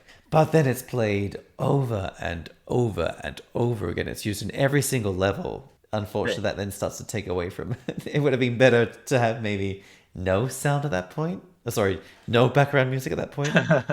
They only had enough in their budget to make just to pay for that one song to be commissioned, and that was it. Well, yeah, it's definitely budget. It's also really hard to make music for every level and certainly make it sound that good or like roughly thereabouts. Yeah, of course. It's pretty like musically, it's pretty complex stuff they're doing. It's pretty cool. I mean, honestly, like I said in the comment on your video, like I didn't even realize that it was the same. I guess it just shows like how closely I was listening. I just knew that it sounded good and I liked it. I think I even said in my review like, oh yeah, I like the music on the different music on the levels or something. And then like after I was yeah, like watching your video and then going into like looking back at like my footage and stuff, it was like, oh no, it literally is the same song in every level. Yeah. I don't Yeah. know. So yeah, that was kind of felt a bit stupid, but that's how it goes. Yeah, that's what happens sometimes. I'm sure on some of my stuff as well, I've said some outrageous things on my videos that I thought was at the time, and if I played the game for a bit longer or had remembered it accurately, I'm sure it was. Anyways, as far as Grapple Dog goes, yeah, I think you would describe this as like one of the most pleasant surprises from this month's bundle or something like that. And I was like, what? Wow. Okay. Mainly because, well, okay, so I guess my question for you first is, it sounds like, judging by you like listing off those different platformers, that you do play platformers then somewhat regularly-ish. Yeah, like my entire childhood was platformers. Like the game that had the biggest impact on me was, well, the original Crash Bandicoot game, but then I guess the entire series of that. And then of course we've got the whole Donkey Kong Country series. I don't think I played 2 and 3, but certainly afterwards, like when they started rebooting it on the Wii, I played all of those ones since then. Then the Wii U one, mind you, I did the remake of that on the Switch. I just try to think. Most of the Marios, if not all of them. Yeah, probably like platformers are the games that I've played the most, I would say. All the Sonics. Goodness, all the Sonics. Oh, Sonic the Hedgehog 3 is probably one of my favorite retro games to date. Okay. Yeah, I've played a lot. That makes a lot of sense then. Like I said earlier, my dad didn't believe in consoles, so Sure. I didn't grow up playing any of those games. Yeah. Like I had played them, for a little bit at like friend's house or at my cousin's or whatever. I don't think I actually like seriously sat down to play a platformer until my mom had bought me a Nintendo DS for Christmas. And then she had bought like that new Super Mario Brothers for me. Yeah. And while I did beat the game, it felt excruciating to do so. Right, okay. Because like I just just raging over like missing Yeah. jumps and things like that. Yeah. So platformers are definitely like never something that I pick up. Every now and again there will be one that feels really good and I'll play it and I enjoy it. But most of the Right, time, okay. no. And if it is a platformer, a lot of the times that also means it's a Metroidvania, Yes, yeah. where like the platforming aspect isn't the only like the main focus. Because of course that requires a lot of like precision and skill. Yeah. That I usually don't have the patience for that genre. You're right. It takes a lot of patience. I'm thinking like certainly the Crash Bandicoot games, they were quite difficult, but you would stumble and fall and get the timing wrong, and then you get it right and then die later on, and then you die again on the first bit again. It's a lot of fall down, get yourself back up again. Yeah, I no, most definitely. Like I don't know, like I almost wonder that had my dad actually purchased a console and I tried playing like Super Mario Brothers or something like that, I wonder if I would enjoy games today, quite honestly. Given that like most of what I had played was, like I said, I played strategy with Age of Empires, I played 4X with Alpha Centauri, and then I played City Builder with Caesar 3. Those were like my games kind of growing up until until I was old. And then I got into Yeah. more things like RPGs and stuff like that. It makes perfect sense because I mean, while the PC did have some platformers, it didn't have many. Certainly nothing like no massive titles, and Oh. just because keyboard doesn't quite feel as nice as controller for platformers. Yeah, that said, I do remember playing. I don't think we ever owned either one. I think we just had demos of Jazz Jackrabbit 1 and Jazz Jackrabbit 2. Oh, Brilliant series. I played both of those. I've been wanting to. I saw that they're on GOG, and I was like, I should pick those up at some point and just play them just for like nostalgia value. Yeah. Uh, yeah, Oh, now hold on. Earthworm Jim was also a PC one. I've heard of it. Never played it though. It was a tough platform. It was a good one. Yeah, I don't. I never played that. I honestly think that the only platformers I played as a kid was literally just those Jazz Jackrabbit demos. I don't think that I ever played anything else. Mhm. That being said, I guess I did have my share of like frustrating games. Like I know another game. I think I told you about this, like playing the original Descent.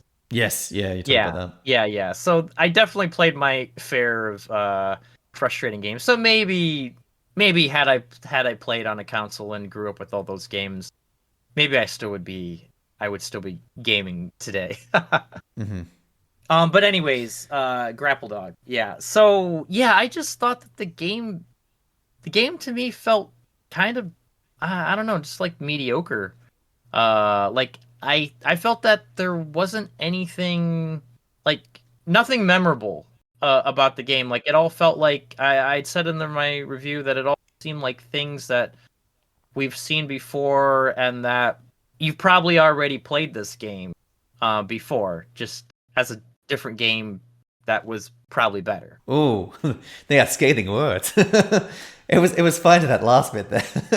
I mean, I don't mean to say that it's a bad game. I just I know, think I that know, it's I just know. not like Yeah. it's just once again, like it's just a game we got in a bundle that I think for like I think people who are really into platform, they probably will find it pretty fun. Yeah. But yeah, that's not me. Like I'm definitely not willing to go through the what would for me would be pain to get Hmm. myself to the end. Yeah. Fair Um, enough. No, that's a good point. Like platformers, whether it's 2D or 3D, there's always a lot of things that are the same, and you've experienced it, maybe just a different coat of paint in a different game. Even in the same series, like the Mario series, it's the same thing over and over again, but like a different sequence of things put together. and that's certainly true. And I think platformer players, like, they know that, at Hmm. least, even if it's not consciously on a subconscious level, and kind of okay with it. And I think that's maybe the bit that's where we're diverging on our takeaways from the game, and whether we enjoyed it or not. Probably, because like I hadn't said this in the review. I guess partially because I don't fully agree with the statement because it just doesn't make any sense. But like I was thinking like, oh, like why wouldn't I just go play like Mario then over this game? But that's not really quite fair because I mean like you could say that about so many games. Like, oh, why wouldn't you just play like XYZ popular game? Yeah. But so like that's not fair to other games that are obviously taking inspiration. But I guess that's sort of like kind of like a thought that was going through my head Sure. playing Grapple Dog, probably because I haven't played those other games that are like very popular platform. Yeah.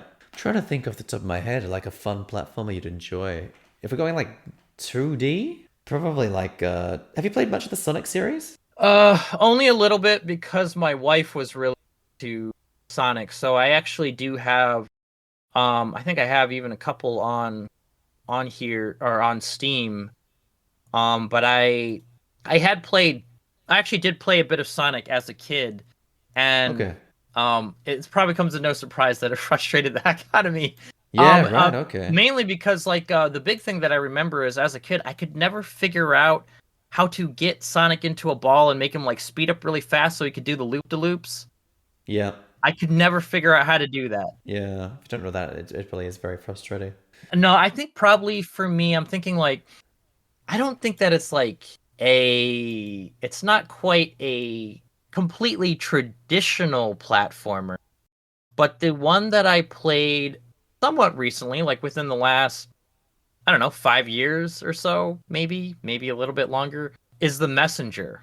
The Messenger. See, I've heard the name, but I'm not familiar with the game. Oh, that's that's like chef's kiss. That is absolutely great game. I actually did try to replay this game, because like I didn't actually think that I could get through this game. Like I seriously was like, this is fun and all, but I don't think that I could have the Oh, patience to this get through. one. Yeah, yeah, yeah. Where they've done it like the old SNES Ninja Gaiden style. Yes, that's right. And you could go between like like an 8-bit and a 16-bit, That's right. where you're Yeah, traveling that's in the cool. past or to the future. Yep. But that it was really clever, and the soundtrack. Oh man, as a music guy, like, oh, soundtrack. This was one where I would talk about like the music, because like it's so good. Like so many like got so many bangers like this game. For a Nice. while there, like after I was done with the game, like I was just like listening to the soundtrack like all the time when I would be like working on things, because it was just so good. But I actually got like I think 100% completion in this game, where I went and I did like all the extra stuff, which was very very difficult I'm sure. Yeah. for me. Like some of them were pretty much unfair, but I just like really enjoyed this game. And I guess it was a game where like I understood why, you know, platformer enthusiasts enjoy playing platformers, is because like as you keep on looking at this particular like obstacle you're trying to get past, you over time build that muscle memory, and then you could just like get through it like really easily, and then it feels really good. Mm-hmm. And I was experiencing that playing this game. I Nice. did try playing it again like maybe a couple years back though, and I did get to a point where I cannot get past this. Like it was getting to a point where I think I was getting myself more frustrated than having fun. So, okay, I need to set this down, and I haven't picked it back up since. But yeah, man, you definitely have to make sure that goes up to like almost top of the pile. I would say like top of the Nice. Oh, pile. it's on the wish list. Yeah, Yeah, most of it. I mean, I've played 3D, but most of it, the stuff that I've played is. I mean, I love the yeah. Donkey Kong Country series, but those games are hard. I would not recommend that to you. I'd be curious to see how you did on the Mega Man X series, like specifically number 4. That was my favorite one of the series. It's Okay. so good because that one's like more action. It's definitely platformer, but it's got action in there. But then also you unlock if you defeat the bosses, you unlock abilities you can then use. Not like Metroidvania style to access new area. Well, hold on. You can like get additional bonus things there, but you don't need that to clear the game. Okay. But then the boss fights, the bosses have their own weaknesses. Okay. And so if you get like let's say a certain weapon from boss X, then that's the weakness of boss Y, for example. And so you can just like mow down that boss basically. And so if you're familiar with the game and you've cleared it before, or you've got someone guiding you, you know, all right, get this boss first, and then you go this boss, this boss, this boss. Oh, okay. Okay. And so I think like something like that might appeal to you quite well. Plus also like the upgrades you can get in that, you can become like ridiculously powerful if you find where all the hidden upgrades are and know how to get them. That game was my jam. I feel like going back and playing it now, but I don't. So that was the CD, right? And we certainly don't have any CD drives anymore. Right. Right. I don't know if there's any way to play that game anymore. It's not. There's no digital edition. Probably not. Maybe Mega Man X4. Let's have a look. Like if it's on Steam, that'd be like the best one. But it's mind you, it's not like an easy game. Like there are bits where you're getting used to the gameplay style. Oh, we've got Mega the Mega Man Man X X Legacy Collection. Collection. I'm gonna Yeah. put that up on my wish list. XX2, Pick it up. X4. Okay. Yeah, I think I do remember you telling me about Mega Man when we got that one game a while That back. clone of Mega Man a while back. Yeah, that you if I remember it, you had quite enjoyed. Yeah. Um, Again, it just scratches that or tickles that nostalgia spot for me. Just Right. because that's the games I grew up on, and probably like the title I spent the most time on as a kid would have been either Crash Bandicoot 3 or Mega Man X4. okay. I must Okay. have got 4 at least. At least. Thinking about platformers, actually, there was so like I told you, I like Metroidvania. So like the Metroidvania that sticks out the most playing it as a kid would be Castlevania Area of Sorrow. That one got all the souls or whatever in that game, and all the secret endings, blah blah blah, whatever. Wow. As an adult, because I liked the Metroidvanias, because I'd played that one, I played Dinosaur, Orchard of Rain. Not all of Order of Ecclesia. That one was hard for me to get into, but I did play some of that. And anyways, so I played a lot of them, right? But I wanted to see like back the older games in the series. So I did actually spend a good amount of time, I feel, in Castle, like the one on the Super Nintendo. That was hard. Sorry, you cut out there. What was that title? Castlevania 4 on the Super Right, Nintendo. okay. Mm-hmm. And that was pretty difficult. I didn't beat it, but I've always wanted to go back.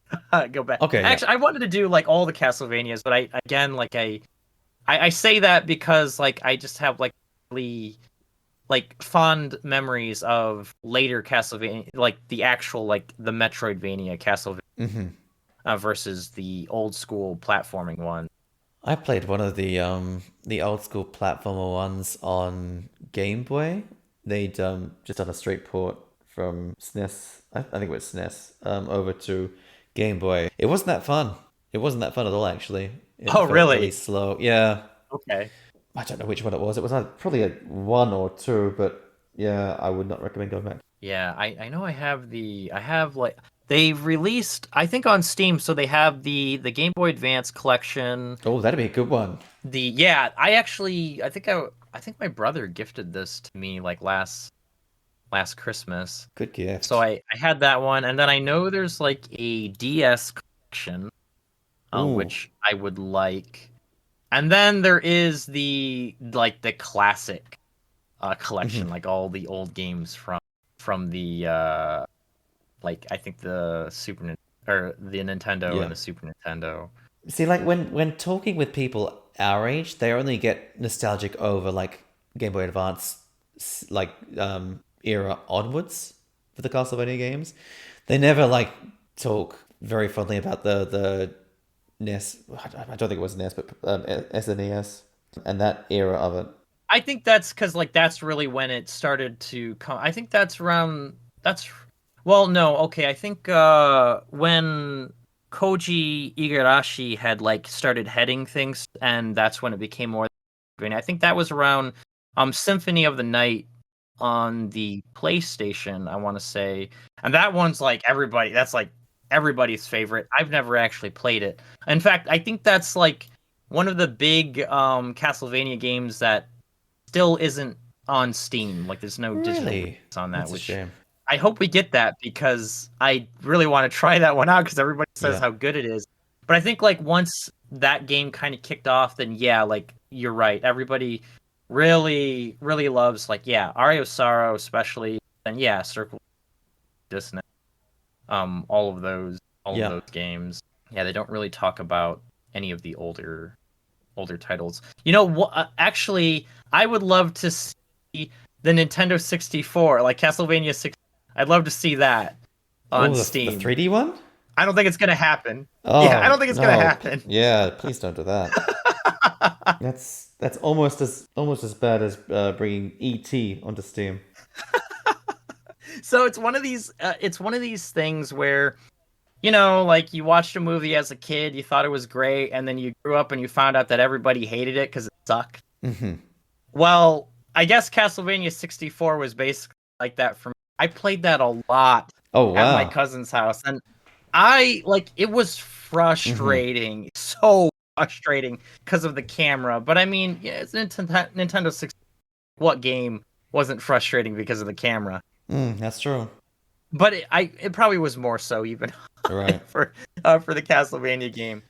I have like really like nostalgic memory of Castlevania 64.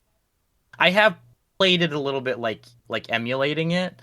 But I'd love to actually just to have it on Steam, but I don't think they're ever going to do that cuz so many people hated that game. I'd be happy. Probably the one single person in the whole world. Right, right. It. If anything, it had a really good, going back to music. Even as a kid, I appreciated the violin intro that it had on like the start screen where you'd have to click the start button. I really liked that violin intro. I thought it sounded really good. I'm not familiar with it. I remember as like a. I'm sorry, not, what? But I remember as a kid, like my cousin and I would sometimes just like boot that game up just so we could like have that play, like on repeat. Wow, that good. Hey? Yeah, because we really liked it. Yeah, it's got that going for it at least. Well, hey, I mean, it can't be as bad as Superman 64. Right. Yeah. That one will. That's probably why it can't, because like Superman 64 exists, so that's why Castlevania 64 is can't be that horrible of a game. Can't be the worst 64 game ever. Title's already taken. Right. That's it for this month's episode of Humble Talk. If you've gotten to this point in the video and you haven't done it already, what are you doing? Go and hit that like button and subscribe. If you want to watch more videos on games for PC, then go check out Stealthy Shiroean's channel. If you want to watch more videos for Steam Deck, then make sure to search for Deckhead. That's my channel. Whether you're specced out or decked out, keep it humble.